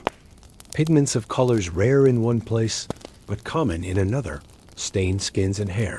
Every exchange weaving the human web tighter and more intricate. Children who grew up in these intersections learned more than their elders had at that age. Their young eyes saw a broader range of skill and design. Their small hands tried weaving reeds in new patterns or slicing meat with tools of different hefts. They remembered the gestures of greeting and gift-making used by strangers. They learned early to blend their ways with those of others, planting seeds for social worlds far more complex than before. In lands where the climate pressed harder against survival, the leap expressed itself in refined ingenuity. In the far north, layered garments of hide sewn with bone needles hugged the body in cold winds. Shelters were insulated with layers of earth, snow, or woven brush to trap warmth. Hunters placed themselves along planned routes to corner game with precision. The same mental change that drew animals on walls was guiding the choreography of survival in open land and forest. Far south and east, warmth and abundance gave another shape to the leap. Island crossings grew bolder. Rafts or dugout forms, carrying people and fire to new places. Fishing lines spun from fine fiber-pulled meals from deeper water. Ornaments became more elaborate still, hair bound in complex knots with threads of color. Seashells selected for pattern symmetry as well as size. Pigments painted on the skin and designs the water would wash away within days, their impermanence making them all the more precious.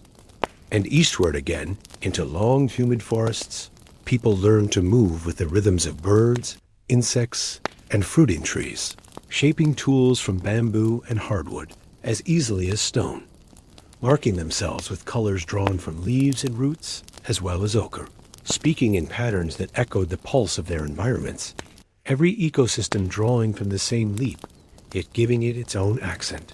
Language, whatever its sound in any given group, seemed to have stretched now into richer spaces of meaning, describing not only the visible but the unseen, mapping places in memory so vividly that people could walk toward them without sight, telling events from seasons past, imagining seasons yet to come, holding in sound the designs for tools or the order of steps in making them.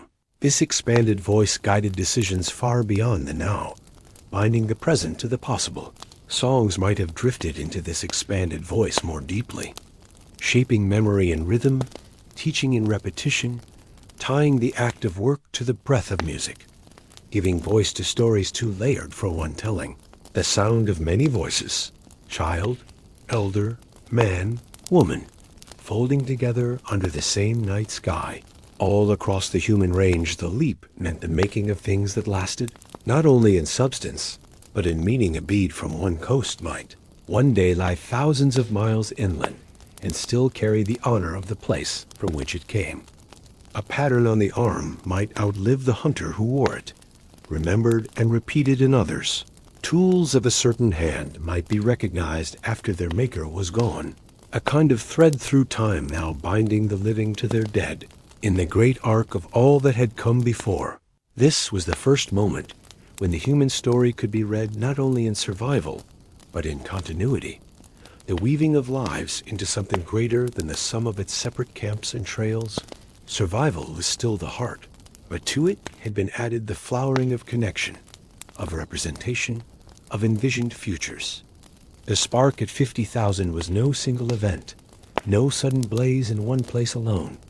It was 1,000 small fires lit in 1,000 places, each one fanned by abundance, by contact, by need, by imagination, all burning toward the same rising light. And from here, the paths would stretch further and faster than ever before.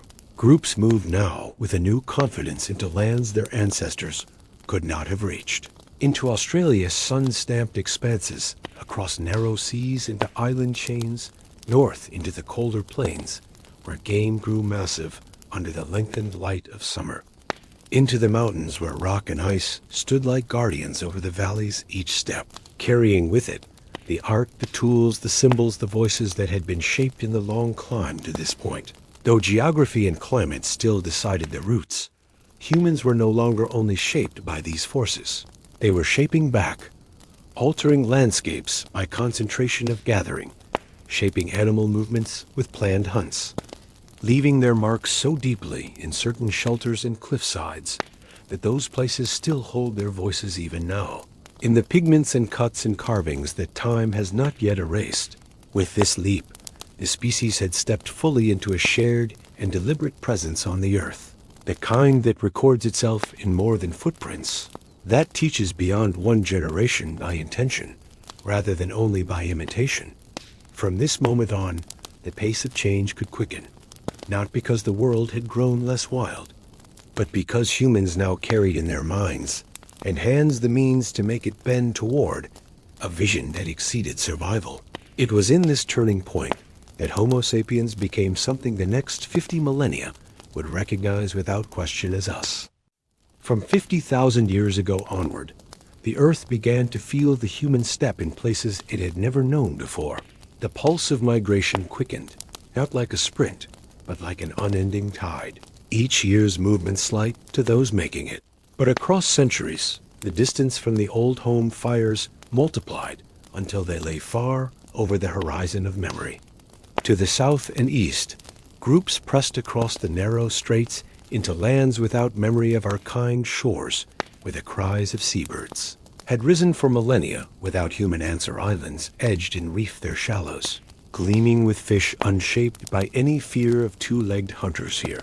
We carried with us the skills, born of countless coastal seasons, nets knotted fine from plant fibers, spears balanced for flight over water, baskets woven wide for collecting shellfish. In this new abundance, we found both survival and the rhythm to keep making, keep shaping, keep adorning. In Australia's wide and varied span, humans walked into deserts whose heat burned the ground at midday, into forests wet with mist that clung to the skin, along coasts where tides made mirrors from the sand, each region teaching new lessons, some drawn from observation, others from trial, mistakes that left scars yet gave knowledge. Here megafauna grazed heavy and slow in grasslands, still untouched by human pursuit, their sizes making the hunt a feat requiring coordination, planning well beyond the hunt of antelope or deer. The leap of mind from 50,000 years did not fade in such challenges. It deepened tools shaped to match specific prey. Art on rock faces far inland, carrying animals of the plains to those who might not walk their memory, becoming portable, fixed in image for those yet to come northward, into the open Eurasian lands. The reach of Homo sapiens brought them into direct, prolonged contact with other humans already flourishing there. Neanderthals whose skill in the cold and in close-range hunting was unmatched. Here, the slowly turning braid of skill, culture, and blood grew thicker. Tools changed in form with blended techniques. Shelters borrowed ideas from both hands. And across unspoken boundaries, new generations rose with traits mixed from both worlds. Kinship and competition intertwined over long distances and many seasons. The cold in these lands pressed hard on the body and the mind alike, demanding furs sewn tight to every joint, diets rich in meat and fat to outlast the bite of wind, fires banked with care under stone and earth to hold their heat. In these winters, art, far from fading, seemed to grow, perhaps because long nights in close quarters still held space for the shaping of beauty. Beads carved from ivory, animals chased into soft stone with bone points, pigment pressed into skin, not for display to outsiders, but for the shared joy of the fire circle itself. By now, art was no longer a rare mark placed in a single moment. It was a steady hum woven through life. Rock faces became layered with images over years, sometimes so thick with shapes that one fading animal became the backdrop for a new one. Certain caves still carry these overlapping centuries, as if to say here, we have always been making. The social web thickened too, and though the groups we speak of were never great in number, their threads tied greater stretches of land together than at any earlier time. A tool shape born in one valley could turn up thousands of miles away, its lineage passing not through a single migration, but in the slow exchange along the web, hand to hand, fire to fire, until the coast or forest edge bore an echo of a place unseen by that maker. These networks carried more than objects. They carried ideas of shaping, binding, storing, coloring, ideas that could be broken down, adapted, stretched into entirely new forms according to the need or vision at the moment, perhaps even more than art and travel. What defined these 10,000 years was choice. Not every group had to move quickly. In some places, abundance allowed long stays in known territory. The return each year to rock shelters, already marked to water sources, already prepared with traps for fish or sealed pots for storage in others. It was movement itself that was the constant. A winding path through seasonal resources so regular, it was remembered almost as a song.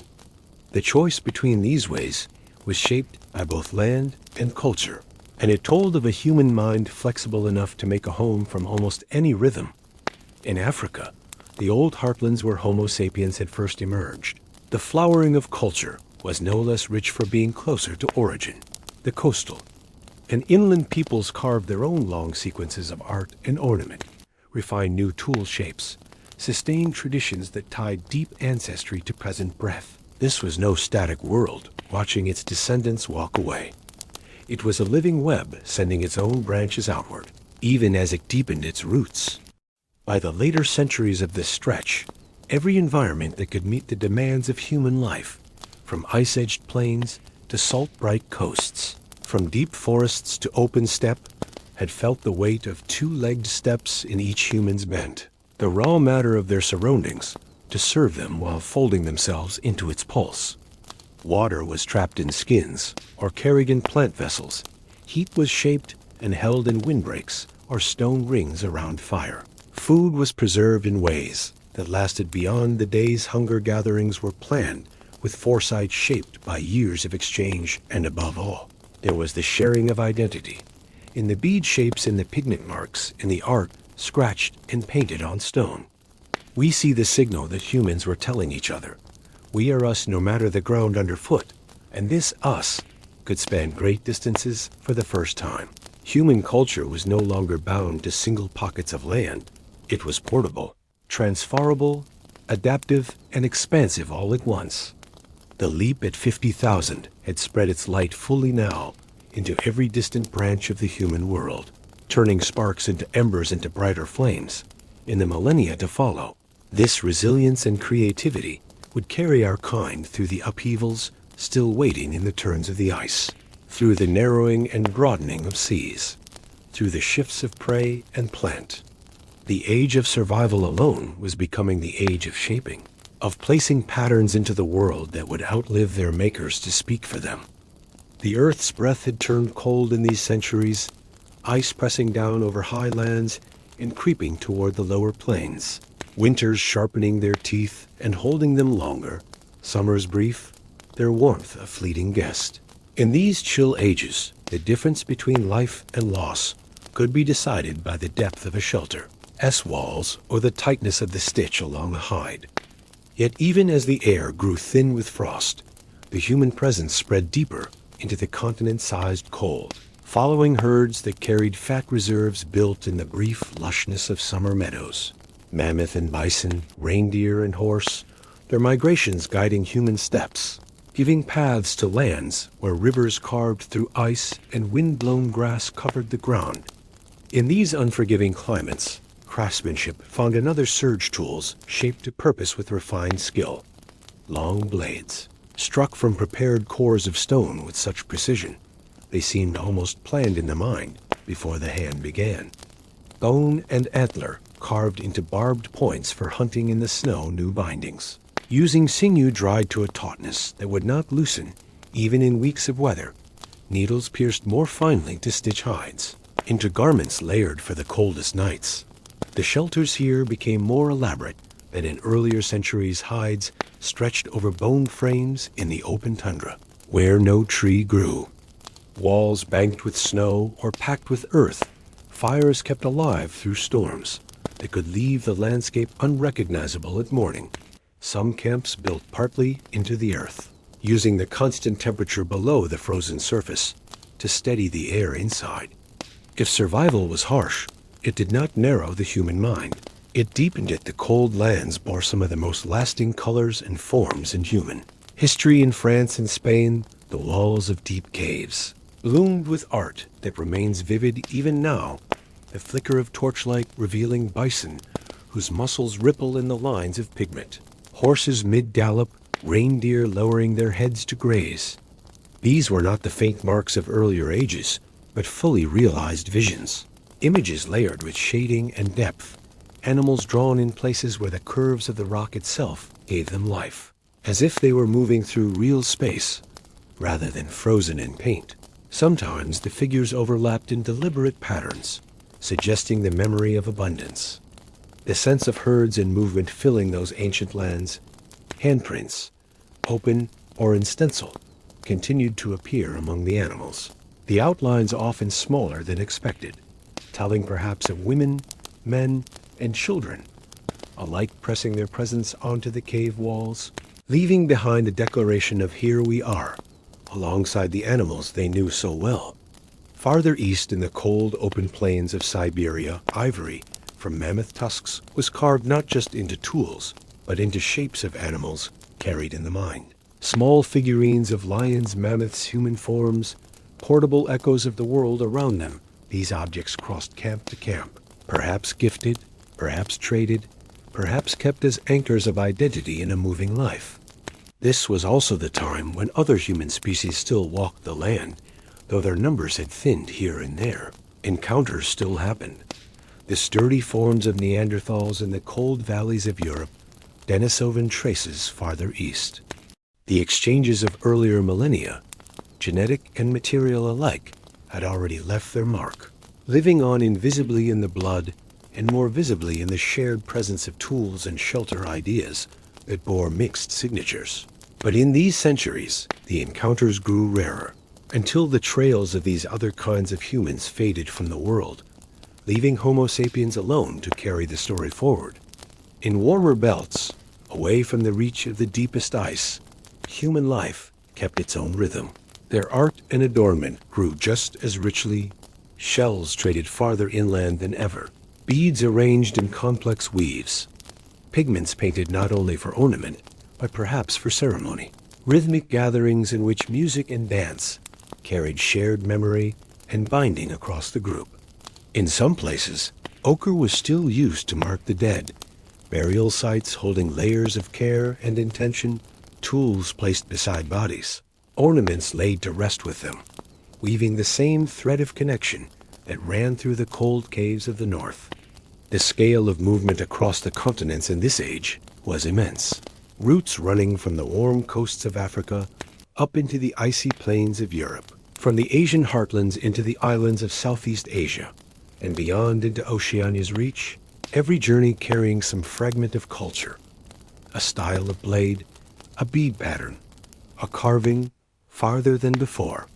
The world was no longer a scattering of isolated human pockets, but a great, slow-moving web, threads stretching across climates and landscapes utterly unlike one another, yet all linked by the shared core of human adaptability.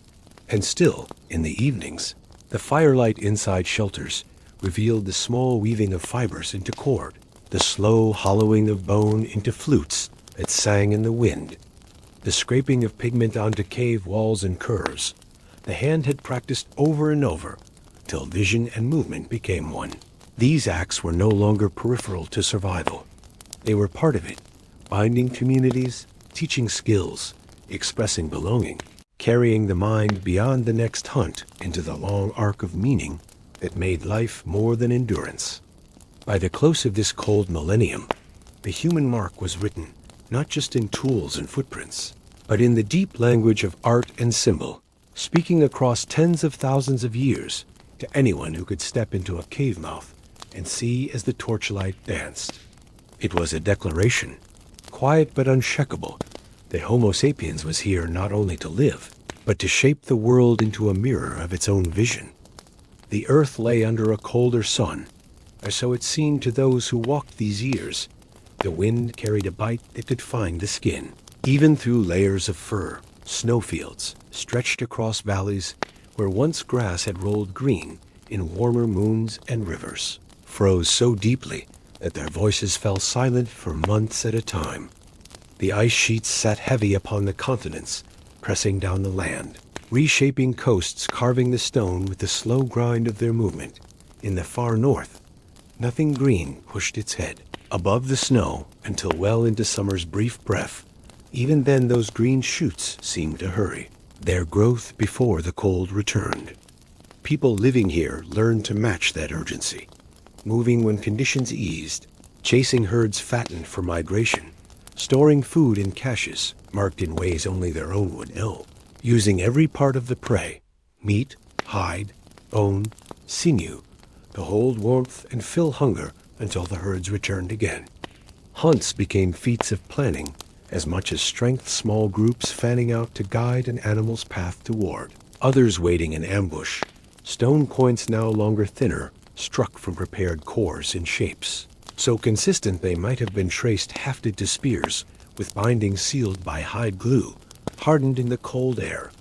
In some places, Projectiles were launched not only by hand, but by throwers, carved lengths of wood that extended the arm's reach and power, sending a dart farther and faster than before. These small amplifications of human strength reshaped the range of the hunt. Shelters in these frozen lands became feats of invention, some built from long mammoth bones arranged into frames, covered with hides and sealed against wind with snow or earth. Others dug partly into the frozen ground, where the temperature held steadier than outside. In forested edges, logs were stacked and roofed with hides. Fires built within smoky chambers, vented by prepared openings to the sky. In the dim light inside, daily work unfolded in flicker and shadow, scraping hides until supple, shaping ivory into beads, sharpening stone until it shone with new edges. Every act deliberate, nothing wasted. Yet this age was not absent of beauty. It seemed in fact to turn toward it. The cold world did not freeze the mind's reach. Ivory carvings shaped mammoths small enough to sit in the hand, human and animal figures smooth and polished until they glowed in firelight beads, strong and complex. Patterns across garments, perhaps for ceremony, perhaps for daily identification. In certain caves, the art of earlier centuries found new layers. Panels crowded with animals in motion, dots, hand shapes, abstract lines whose meaning is lost, but whose presence speaks of repeated use. Deliberate and patterned. Imaginations pressing color upon stone for reasons too deep for hunger alone to define. Far from the ice's edge in warmer refuges, humans lived with a gentler cycle of seasons here, gathering in small game.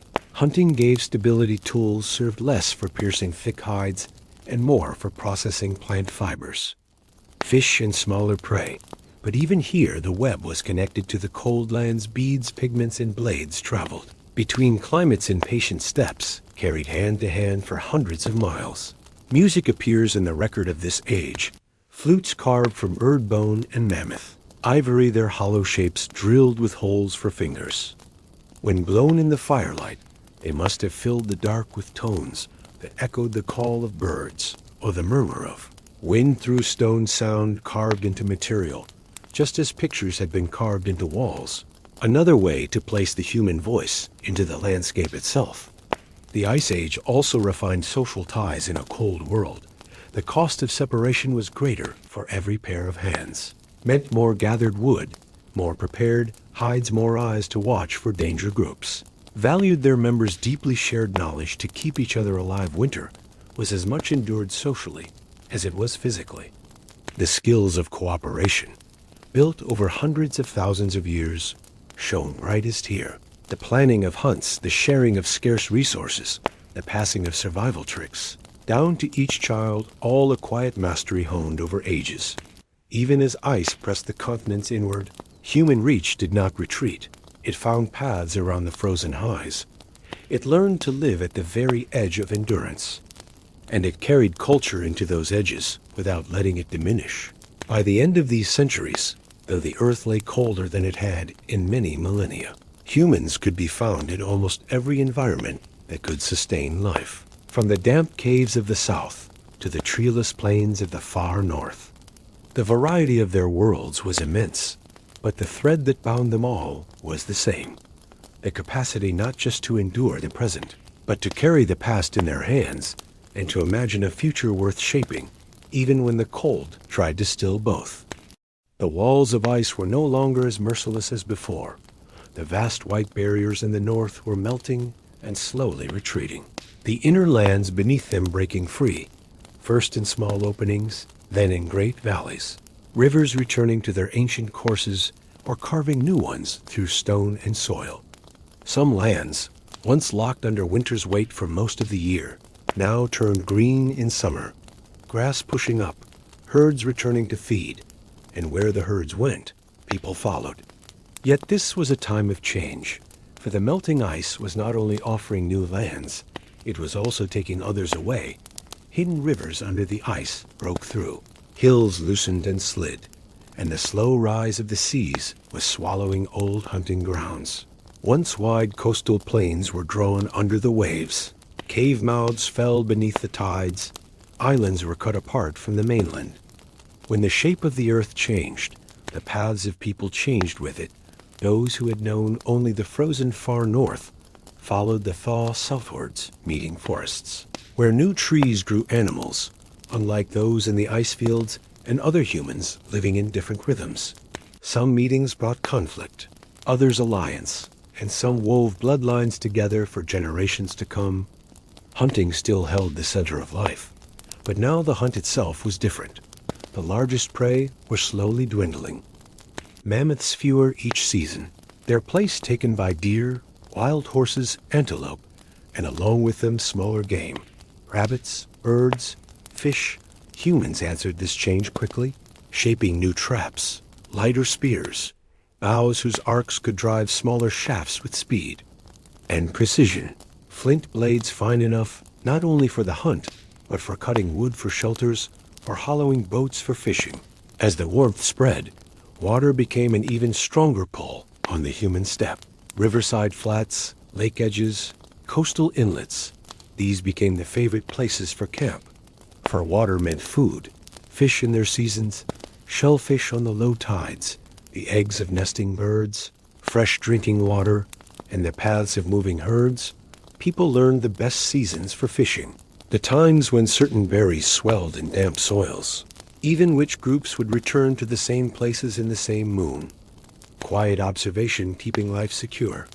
In certain regions, seasonal camps began to root into something more permanent.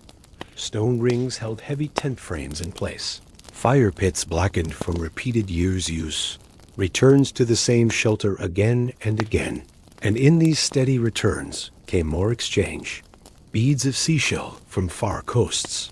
New flint shapes, new weaving patterns. Bright pigments like portable bursts of Earth's color.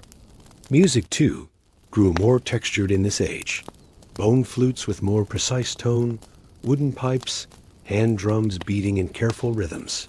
Storytelling was now both night's entertainment and memory's vault. Hunting tales, long journeys, stories where animals spoke, where rivers sang, where ancestors walked alongside the living. These were not only for children, but for every ear, reminders of water sources, safe caves in the cold season, valleys where game always passed, shells from distant coasts, hung on the necks of those living in high mountain valleys, carried across hands and seasons like proof of connection, a visible thread binding distant fires to one another.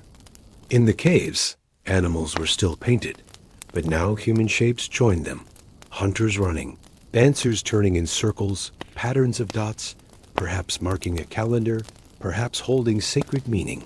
The art stretched beyond reflection into record, into guidance, into the vision that life could be told and retold in image as much as in voice.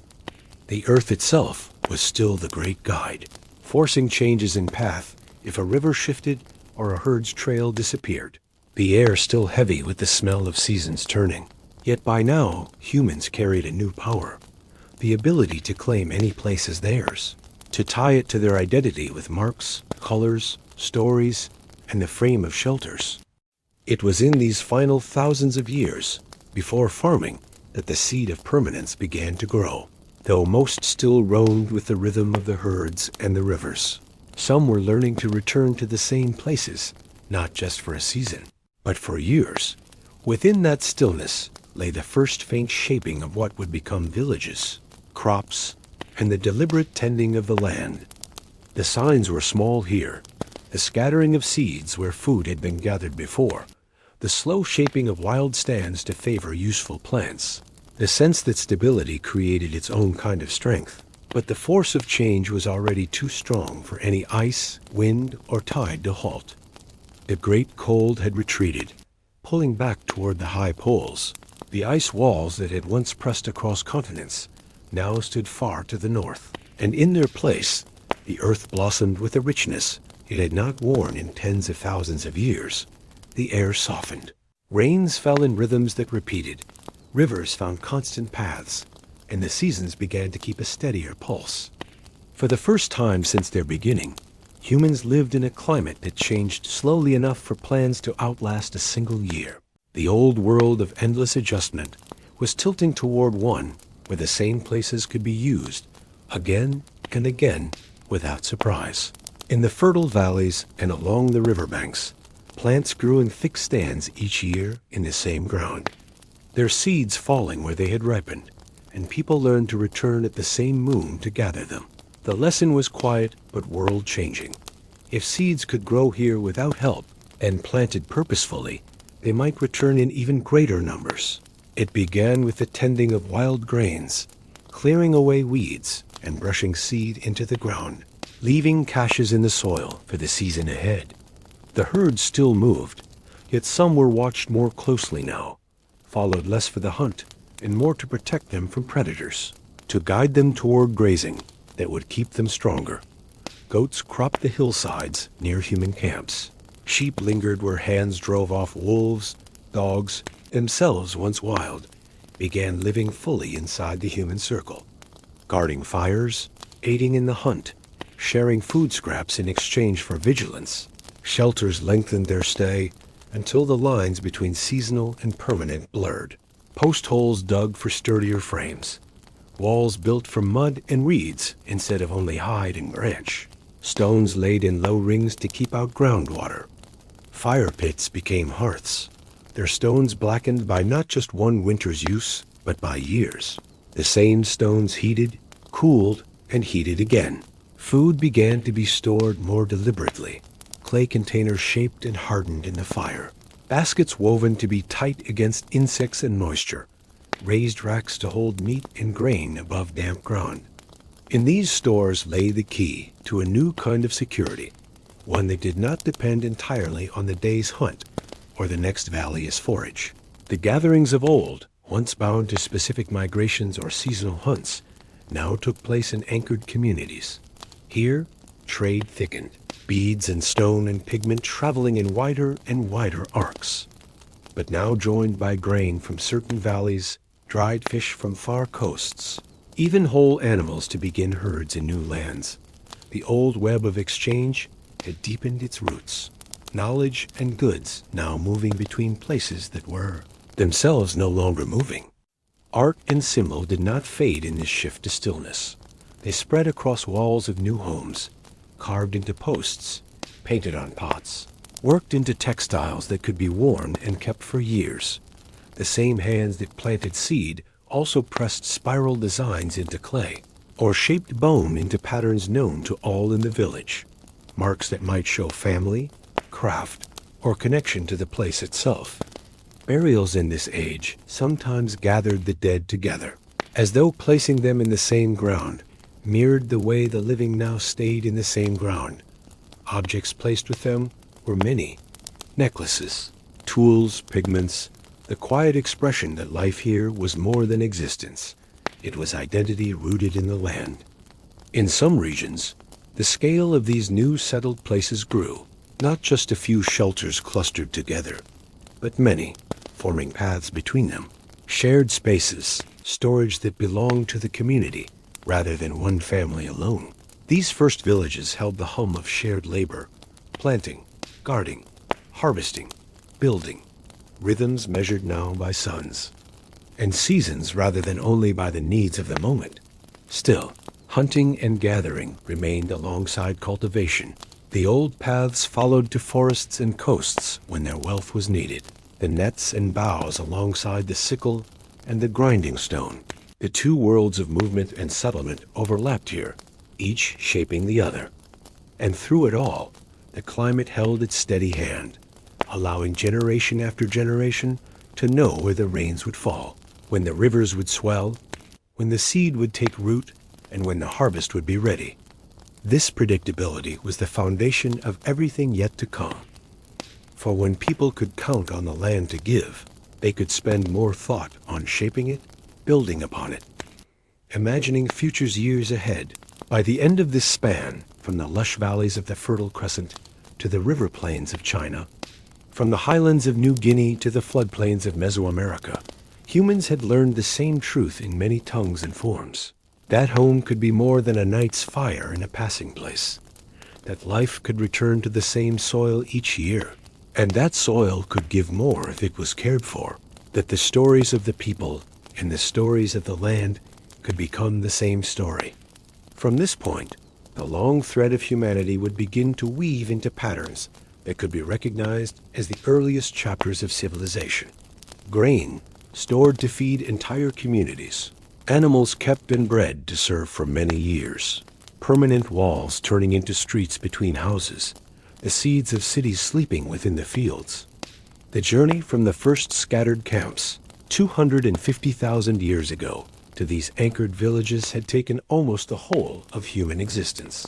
And now, on the far side of the Ice Age, with the rhythm of seasons steady underfoot, the great slow dawn of civilization had begun to rise. The first grains had been planted, the first walls made to stand against the wind, the first paths worn between doorways that would not move with the seasons. The long cold that had shaped thousands of lifetimes was only a memory now, carried in stories beside the new warmth of the hearth. Around these fires sat the descendants of those who had walked from the heart of Africa, crossed mountains, rivers, deserts, and seas, guided always by the same unbroken thread, the will to adapt, to endure, to remember, to dream.